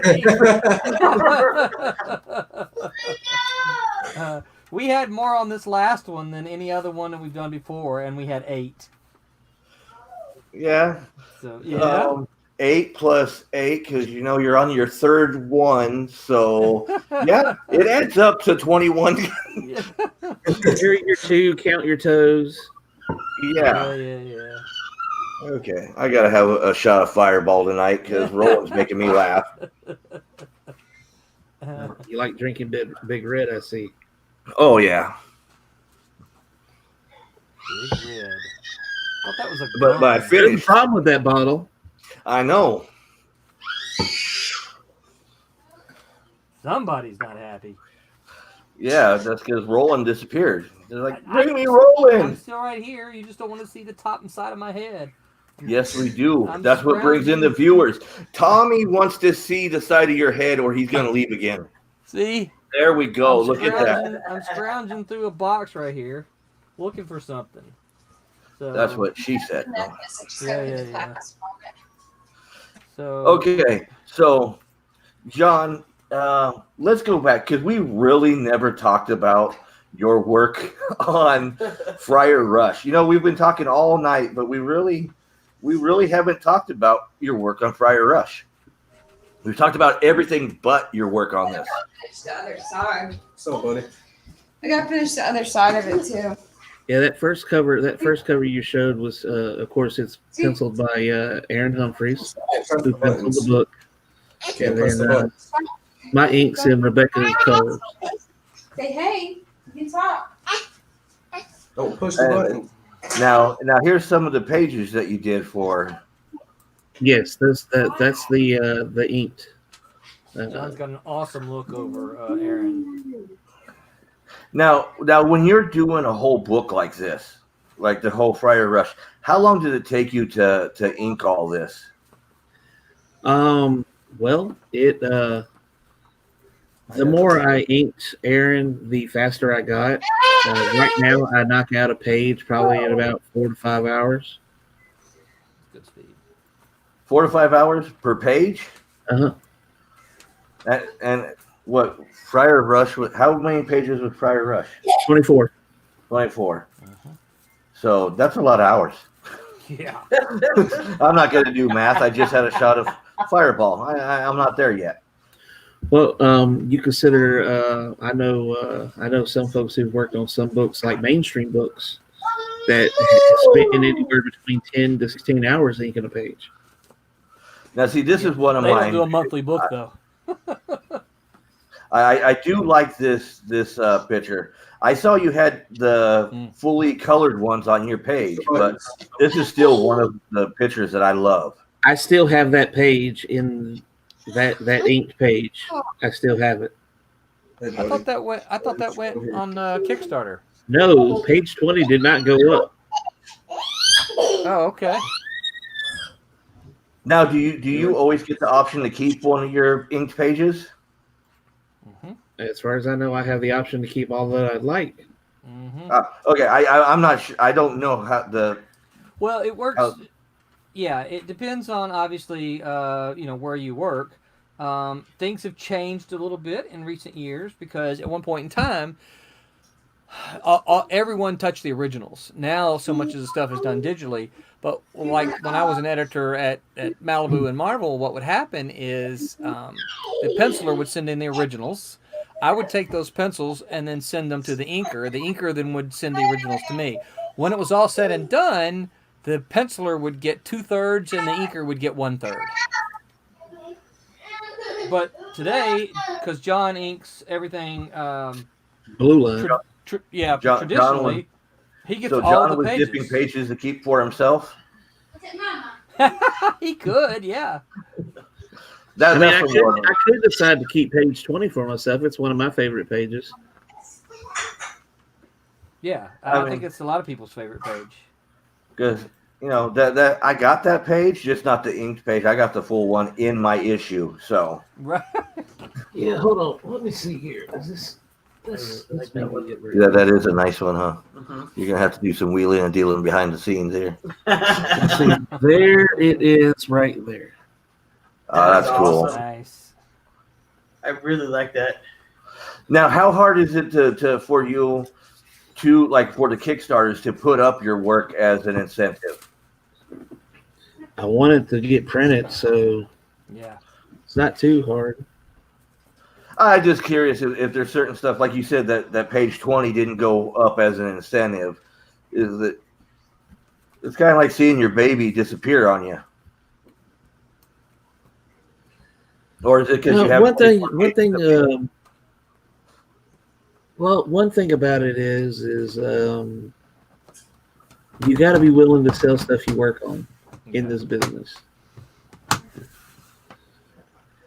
Because if not, you're going to have a bunch of artwork that you can make money on that you're just throwing out. You know, you basically you're flushing money down the toilet because you're not putting it out there. Yeah. Now, that was from the original Friar Rush. Now, you gave me a sneak peek of a couple pages from the new one. Yes, Fry Rush number 2. Yeah, I'm gonna throw those little sneak peeks up because I see Roland finally gave you the okay that you could show them. And we won't see. I like that one too. That is awesome right there. Mm-hmm. Now, if that one happened to go up as an incentive, I could kind of see that one disappearing. Oh, there's a couple in Fry Rush number 2 that's got some. I've gotten some pretty decent amounts of depth in. There's a few pages like that. And I just the work that you go in just to ink it and bring the shadows out and all that stuff, that is just awesome. Now, have you considered going digital? And I only ask you because this came up as a question when we had some comic book people on a while back. I like the feel of the brush on paper. If I do anything digital, it will probably be color. Or if I have to do some very complex perspective work, and it's just easier to do it digitally. Okay. Well, and that's always seems to be the consensus. Is everybody still likes to do it by hand. Well, and keep in mind the other thing is too is that as he was talking about, fans want to be able to own a piece of it, and the problem with doing something digitally is that they can't. I mean, they can own the printed copy, but they can't. I don't know what you're talking about. Yeah, and if it's done all digitally, then you can't own that, So I think that's part of the problem, in general with digital. I prefer in my hand versus digital. Yeah.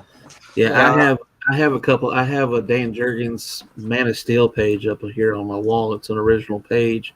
Of course, it's also back when they were putting the, they fix something or change something in the edits, and they put a sticker over the top of it where they've drawn the new thing on it. Yeah. Now I'll show you. Roland's seen this because he's been to my house, but you can't really see that much. We got 3 of the original pages from Little Archie. Yep. And Roland's seen that. They're little. Yep.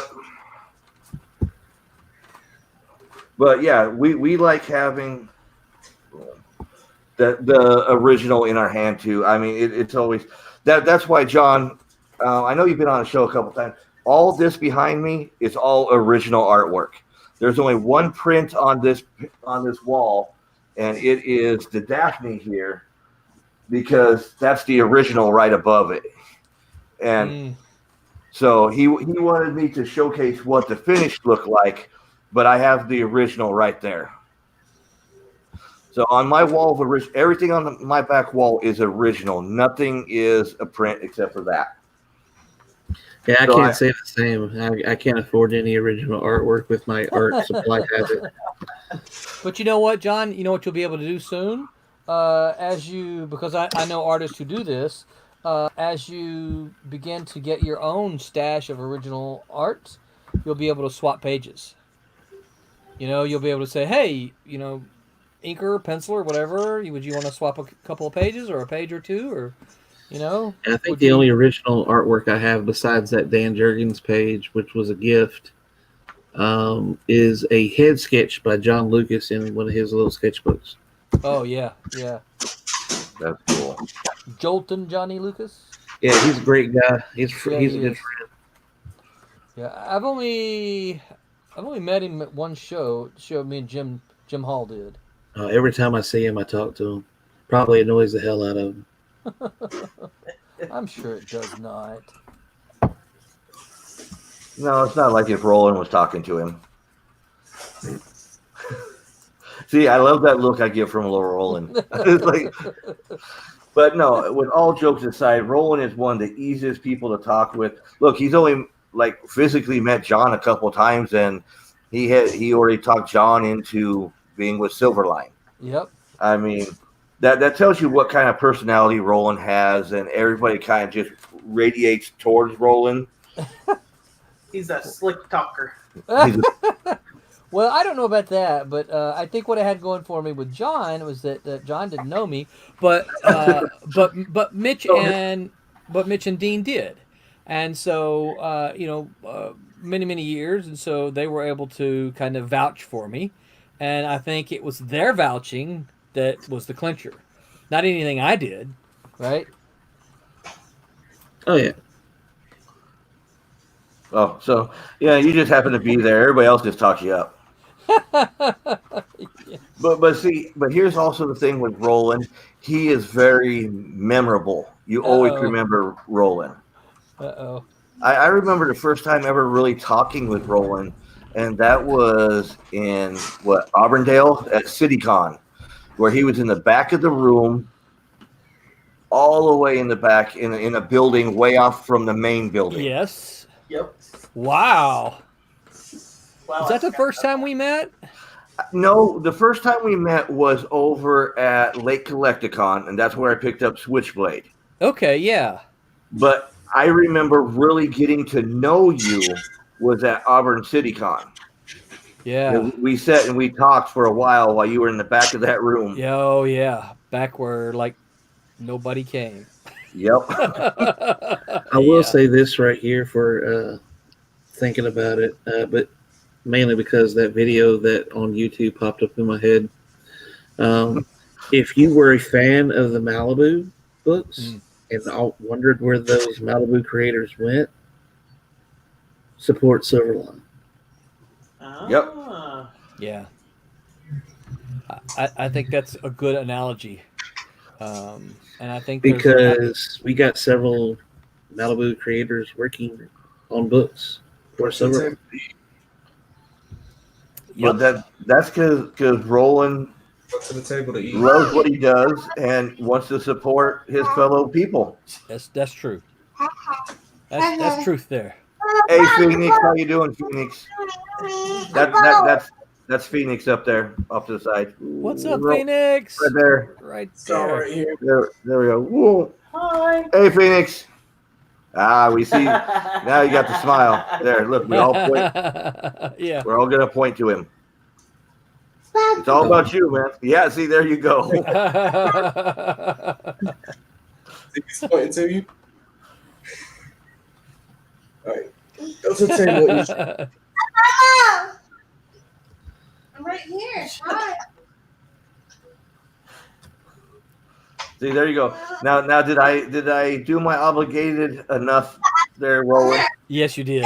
Okay.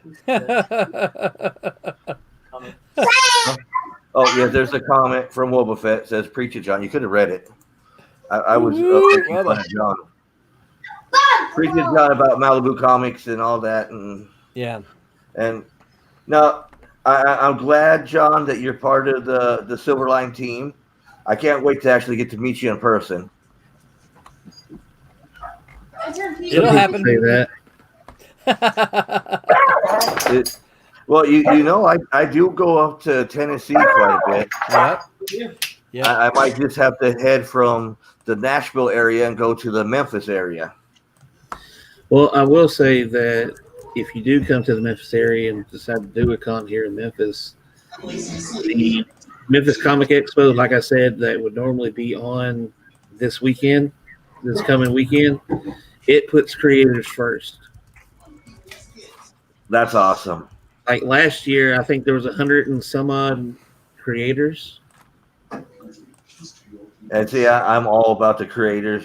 Is there a lot of indie people there? Because I'm Yes. big with indies. Yes. Okay. I actually sat directly across from Drew Moss. That's cool. And I think last year Scott Snyder was there and Chris Claremont, who's got stories for days. Yeah. Kind of like Roland, stories for days. But is Chris on time? Yes. Oh. Oh, Yes, there he you was. go. He even joined us in a drink and draw one year. Oh, Nice. that's awesome. Um, I want to join one of those, mostly just for the drinking. well, the last Yeah, 2 you years can't they did a draw. drink and draw that all the proceeds went to St. Jude, That's cool. and I participated in both of them. Now, who won? Who didn't win? Okay. All the artwork that was going up, See? including Gene Ha drawing right there on the spot.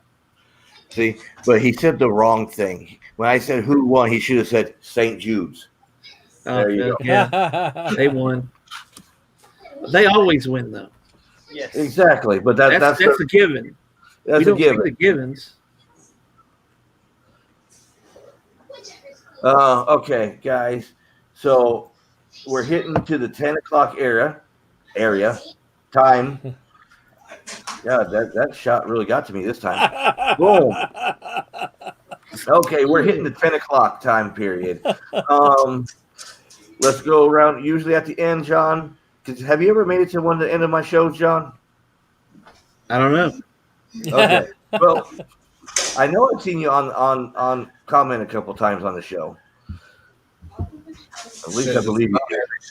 Yeah, you did. Yeah. It's possible, maybe. Okay. Maybe. Well, at the end, we always talk about where somebody's going to be able to see you next. So we'll start with Cedric up there. When are they going to see you next, Cedric? Next week. Next week. Okay. do you mean live or? Are you going to give like a sneak peek of like a hint of what your show? Anything? Come on, give us a teaser. It's up in the air right now. It's a total mystery. So He thought he was going to have to I take this thought one. you told me you were going to have a video game. yeah, but that might change. I might take a break from the video game for a couple weeks. You've already took. Look, you didn't get a show last week. You didn't do video game this week. That's been a couple weeks. I think he's trying to tell you you're slacking, Cedric. Oh, bam. Well, see, like I said, Cedric, I did feel bad. Cedric didn't get his segment last week, but as Roland can attest, that show was on a roll, and we weren't stopping I it. had a good time last week. Got to talk to some and had some pretty funny gag reel stories, and it was pretty good last week. Oh yeah, about police and. But I was going to ask Roland, did Brittany make it home okay this week? She did. She's still kind of experiencing some jet lag, but yeah, she made it home in great shape. So That's good because the last time I left her in a parking lot in a car with Ashley. yeah. Yeah. With the zombies coming around the car. Yeah. But So- she's here safe and sound. Okay. Now, John, where can anybody see you up and coming? Are we talking about physically or digitally? Digitally, physically, anything you want to leave. Sunday. Anything you want to leave. Sunday on the Silverline stream is where I'll be up next. Okay. And then Monday, apparently we're talking to me more. Yep. Yep. One on Physically, one. You're welcome. Physically- Because I forced Roland to come up with somebody to spotlight, so you're welcome. physically, it probably won't be until next year. So we're not even going to go that far. Oh, come on! You're not going to be even at there. Nobody's going to see you over at Kroger's or anywhere. I don't go out to public. Are you serious? Okay. Looking like that, There's people out there. he scares people. Actually, I do, believe it or not. Yeah. One of the things I'm tired of hearing, damn, you're a big dude. Really? Yeah. So, Okay. So Steve, you Roland, know that's the first thing you got to say when you see him. oh yeah, but I gotta ask you, Roland, Uh-huh. who's bigger, John or Jake? Jake is bigger. Jake is bigger. Yeah. Okay. I had to ask because you know Yeah. Jake's a big man too. Yeah. So Yeah. John's a big guy. Jake's bigger. okay. So I go past his shoulders. That's at least a good thing. Together. Together. So oh man, we're gonna have to do that. Like Trish just said, Roland. When we can get John down here, gotta get him and Jake next to each other. Okay, cool. And then John might feel like he's short or little. I don't think he'll feel like he's little. I already Yeah. have a couple of friends who are taller than me. Okay, see, that's good. It's always good to have somebody taller. Unless you stand up next to Jake and you still don't hit his shoulders. And then You're short and everybody's taller. Yeah. And then you could be Trish and be the shortest one in the family, and everybody leans on her. You know, hey, how you doing? That's me. Okay, Roland, Mr. Roland, where can people see you up and coming digitally, physically? Yes. Well, I will be with John on Sunday at the Silverline Silver Sunday stream, and then I'll be the one quizzing him on Monday. That's for online. My next physical live scheduled appearance is on January the. Hold on, let me get the date. I think it's the 17th. January the 17th at the DeLand Comics Show in DeLand, Florida. I am trying to talk to the Infinity people for December 12, but I have not gotten a response from them yet. So Ooh, he's slacking. yeah, which is unusual. Louis usually gets back to me pretty quickly, but Hey, do me a favor. Go through Infinity, not just through Louis. Go through Infinity. okay. Because I have Louis' email address is how Yeah, Message him just do me message him through Infinity. like on Facebook. Yeah, on Facebook. Okay. That's how we had to finally get hold of him, because we were texting and calling, and finally had to just go through the whole. The Infinity Toy Infinity. Comic Con, right? Let's He's see. a busy man. He's very busy. We actually got to see Louis this last weekend at the toy show, Orlando Oh. Toy Con. He was Yeah. out there. We got to talk with him and his family. So he's Okay. getting all hyped. You know how he does his legwork to promote the shows and everything. Yep. So he's out there doing what he can. Very busy. He just had the signing at I can't remember. Trouble's little sister. Trouble's At little Trouble's sister. Little Sister, and at what's the one off iDrive? So why did he do a signing at Trouble's Little Sister? Why did Louis do a signing with Trouble's Little Sister? Because Trouble's Little Sister, the owners of Trouble's Little Sisters, are also really them. close with Infinity. They're Yeah. part of Infinity. Okay, yeah, they're great people. They supported the Kalis Kickstarter, so as soon as they're able, we'll have Brent down there to sign copies of There you Kalis. go. What? Tom Parkin. And Oh, I've see, been Gods and What? Monsters. That's where the other. Thank you, Tom. Tom's always there to save me. yep, That's where they did the other signing. Was Trouble's Little Sisters and Gods and Monsters. gotcha. And they're a big part of Infinity. They're with the behind the scenes with Infinity. So, and when Louis did set up the signings, he hadn't planned on doing Infinity, the holiday one. Okay, So the holiday one was a kind of a sudden, just upstart, just saying, let's do it, because Louis tired of sitting at home too, yeah. and it Yeah, killed I don't him. think, I think it'll be April before my first show, Whoa, April. unless something happens. Yeah. Oh. and Tom down there. We got to see Tom last weekend. He was out doing the legwork for his shows. Mm-hmm. Saw Tom at Leesburg. Yeah, Tom was making fun of me with what I was buying. I don't know. This sounds good. So Tom doesn't make fun of anybody. Tom's the nicest guy in the world.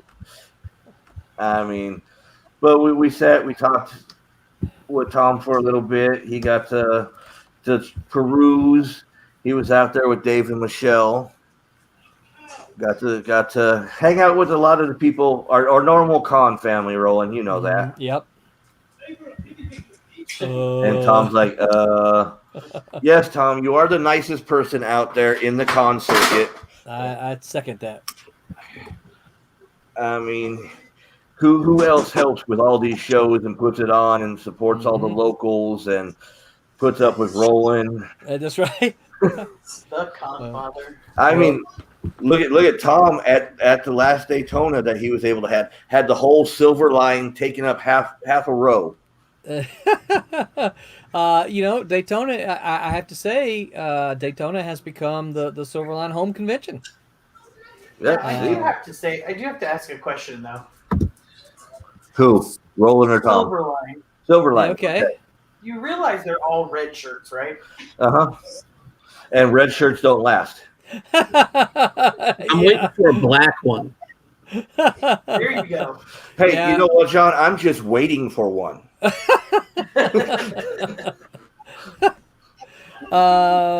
And Tom says, you and Trish. Yeah, me and Trish, we I don't know. What about us? I think he's trying to say we're the nice ones. Oh, no, Tom is. Tom by far. I mean, Tom sits there and makes sure Roland has his Avengers, 181, always at hand. I put one of those on my wall. When is the Daytona show? It's in, I don't know that he's rescheduled it for 2022 or 2021. Yeah, that's Let me go see. If he has scheduled it, it's on my calendar. And Wubba says he's with John. He's waiting on Black. You guys waiting on Black. I don't see it on my calendar, so as far as I know, Tom hasn't rescheduled it yet. I think the last time we talked with Tom, he's still talking with Embry Riddle about dates. Right. Yeah, because I think So I'll send him some dates not to put it on. How about that? So I can get down there. Okay, you're hearing that, Tom, right? Yeah. So Tom's here. Tom's kind of at the mercy of the venue there, where he has 21 new date in October, November. Yeah. So October, November. Yep. So make sure your calendar's clear for those 2 months. Yep. I don't know. The expo's in October, and I don't know if I can miss the expo. Well, we can. We'll talk with Tom. Hey, go to the next week. But like Roland said, he's at the mercy of where he puts it on. Yeah, I mean, they tell him what when. Oh, that's understandable. I was just cracking one. So, okay. So, boom. Let's say. So once again, this weekend we got Free Play Florida at the Pinball Lounge, and hold on, we got Tommy over here. Tom, can't wait that long for your show. I know, right? For your next show. Well, his next show is Tommy is actually DeLand. So that's when his next show actually is. So that's only a couple months away in January. Which Roland's going to be at. Yeah, but I think he was meaning specifically the Daytona show, because that's kind of the big comic show. January. I know, but I'm being more literal. That Tom's next show, I'm promoting DeLand. Yeah. Yep. Okay. I got nothing going on in January. Roland, I think somebody needs to some gas money to come on down. And a couch. Gas money and a couch. See? I'm trying to help you there, John. I'm trying to get you down here. I'll pitch in $5 for gas. There we go. Hey, but once you come down, I'll supply the whiskey. Well, we're good with that. He'll supply the whiskey. Roland will supply the Coke. It's gonna be a fun time. Yeah. Yeah. What if I want bourbon? And Steve, I got bourbon. I have. You can't really see it over here, but I got a nice liquor cabinet going on. and Steve will probably make it away with the original page there. Oh, see, yeah, we got to talk about some stuff. You come down, you got to bring some of that original stuff. Okay. Get enough shots in. He will. Negotiations will be underway. Also, this weekend, once again, is the Coliseum Comics warehouse sale. Even though it's in a hotel, I'm still going to call it the warehouse sale. Moshi John is a big part of it. And a lot of people know him. He does the after parties for MegaCon and all that stuff. He's a big. He works with Coliseum now. Big supporter of theirs. He supports us, so I want to make sure I get that out there. Join us next week. Cedric doesn't even know. You guys are hearing it next week. Besides it being a cool show with Tammy and Scott Amber and Jason Henricks, it's also the 22nd, which is my birthday. So it makes it a very exciting show next week. All right. I turn somewhere in the 40s. Somewhere in the 40s. I bet it's closer to 50 than to 40. Actually, you'd be wrong. Oh. It's the same distance from both directions. Oh, okay. Wow. Happy birthday to you early. Thank you. But that's one of the other. You gotta wear a party hat the entire stream next week. He should. You're right. Dude, have you ever watched my videos? A hat thing isn't a bad thing in my house. Dude, look, grab that one hat. I wear shark hats. I wear Pokemon hats. Do you sing Baby Shark? We did that day. This is one of my favorite new hats. You know, I got the piranha plant. Ooh, in my head. okay, yeah. You got one of those. You got one of those drinking hats with the straws. You fill the glasses up or whatever, and just drink from that one. No, but I do have a hat that has bunny ears that move on their own. I did that one with Tom. You've got a liquor cabinet, but no hats with the straws for drinking. Dude, it gets into my mouth faster like this than with a straw. She said. Yeah, but you've got more. Oh no, I got everything at arm's length, and then I got a bottle runner. And Roland knows this. He's been here. Steve, not seeing any Jaeger, not liquor cabinet without the Jaeger. Well, we got Jaeger in there. I mean, all you guys saw was from the side. You haven't seen what's actually what I got. And this is why me and Bubba get along so well. But I will say, Wubba, rum is my drink of choice. I got rum from all over the world, so that's one of my drinks of choice is rum. Oh yeah, I even got Bailey's candy. I mean, you should get a hold of a white Irish whiskey. What's her name? Oh,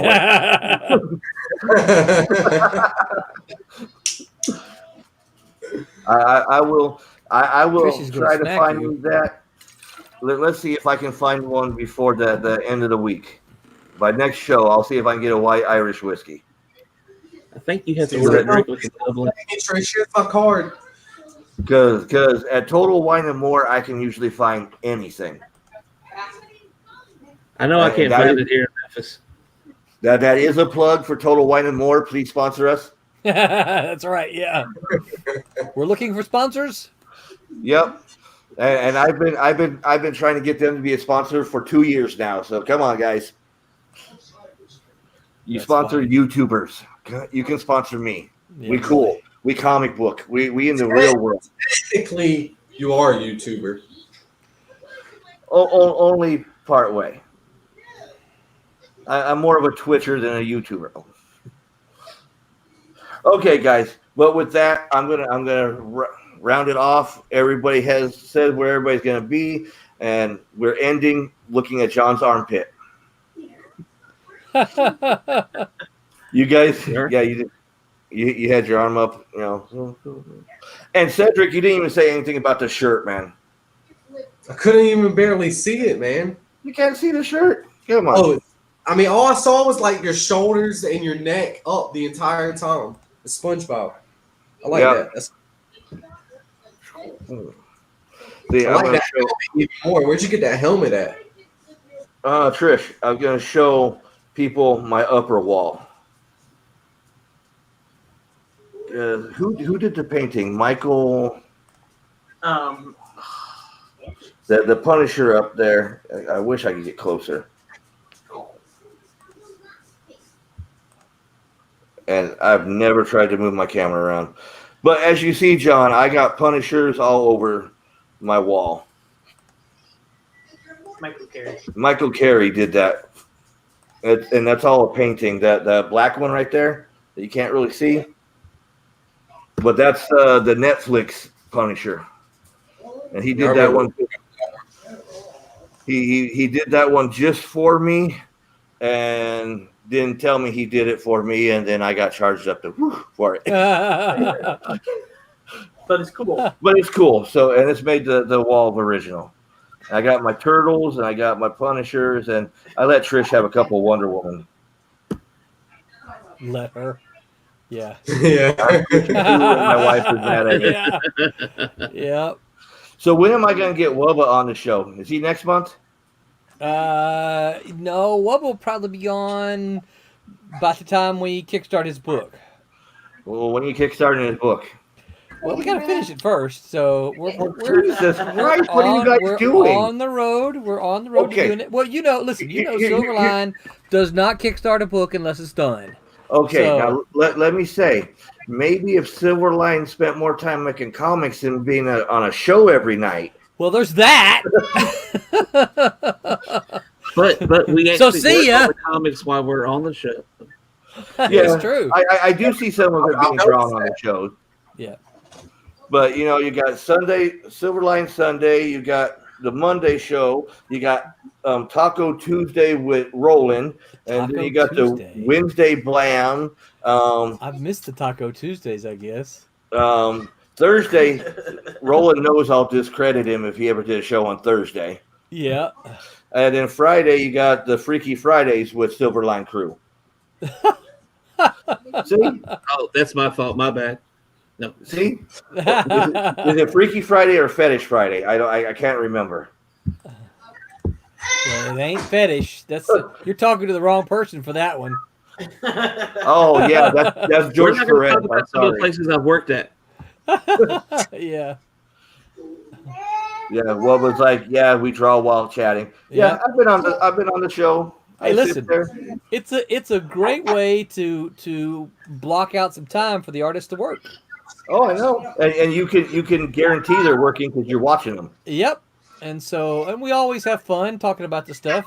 And see, what was with me is Fetish Friday. Yeah. Wrong channel there. Yeah, we'll find some cosplayers to cosplay as Silverline characters for that. Yeah. That'll work. Yeah. Now, Roland, before we do cut it off, because I do got to get it cut off. What is the next Kickstarter that is going up?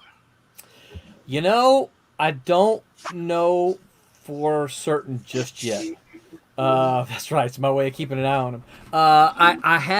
So I'm not going to say because we have, I want to say about 4 that are this close.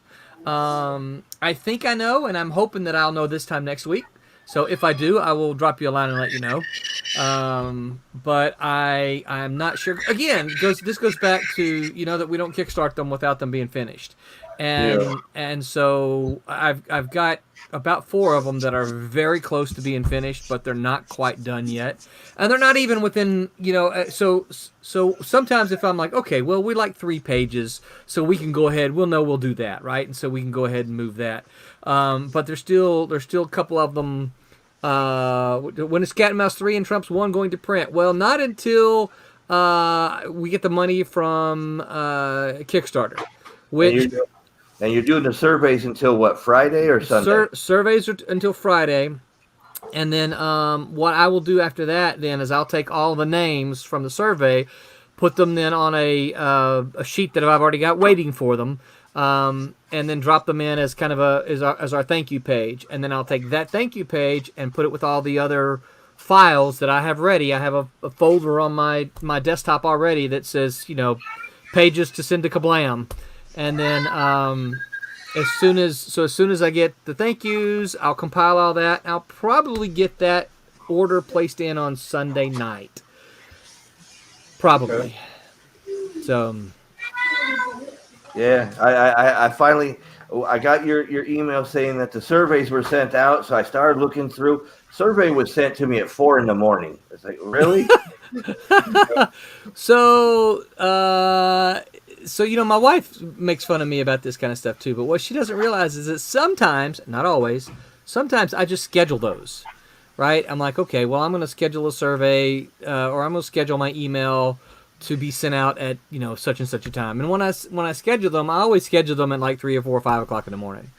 Because this way I'm thinking, okay, well, except for Peter Clinton, who is, in England, when people wake up, they'll be able to wake up and there'll be an email from me in their box. So that's the theory behind it.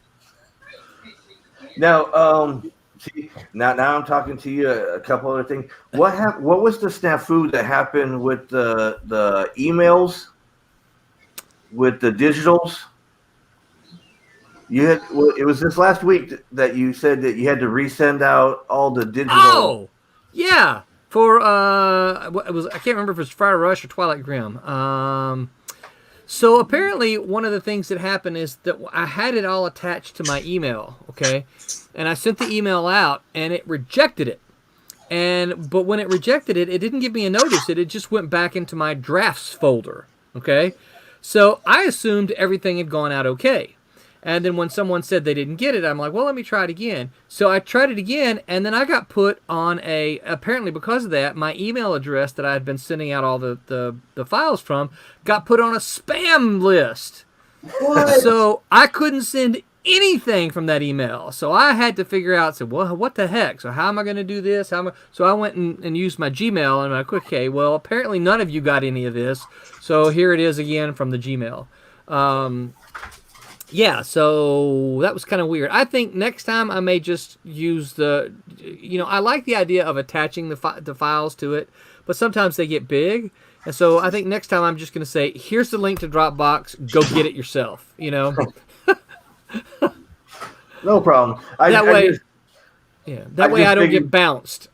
Yeah. Well, I just figured since I had you on the show, you could kind of explain what goes on in case anybody here was wondering what all that was about. Yeah, and you can actually set the time that that the Dropbox folder is open to the public too. Oh, I didn't know that. Yeah, you can set I can set it for like share it for 3 weeks. Yeah, or 2 weeks or something like that. Huh? Mm-hmm. I did not know that. Yeah, after a certain amount of time, they'll quit sharing. Huh? Cool. Yeah, I have to look into that. But yeah, I think I'll probably do that the next time. That way I can just share a link and then it won't get bounced. But yeah, I didn't realize that had happened, and everything was just sitting there in my drafts folder like it had never been sent. And then when I sent it again, it got put in a spam thing. So, and that's when I started getting the bounces back and forth and said I'd been added to a spam thing, that my actual address was listed on a spam filter thing. So I don't know how that happened. Now you're on the watch list. They're going to be on the watch list, everything. Yeah. So were you able to find what you were looking for, Roland? No, I did not. So I gotta search through my files and see if I can come up with another place that it can possibly be. So okay, guys, it has been fun. John, I wanted to thank you so much for being on. Cedric, thank you, of course, every week. It's a blast. Roland, it's always a time with you. And it's a good time. It is a time. You guys stick around after the end, and we'll wrap up everything after we do the end credit. Sounds good. All right. Thanks, everybody. Bye. See ya. Until next week. See you guys later. Bye. Bye.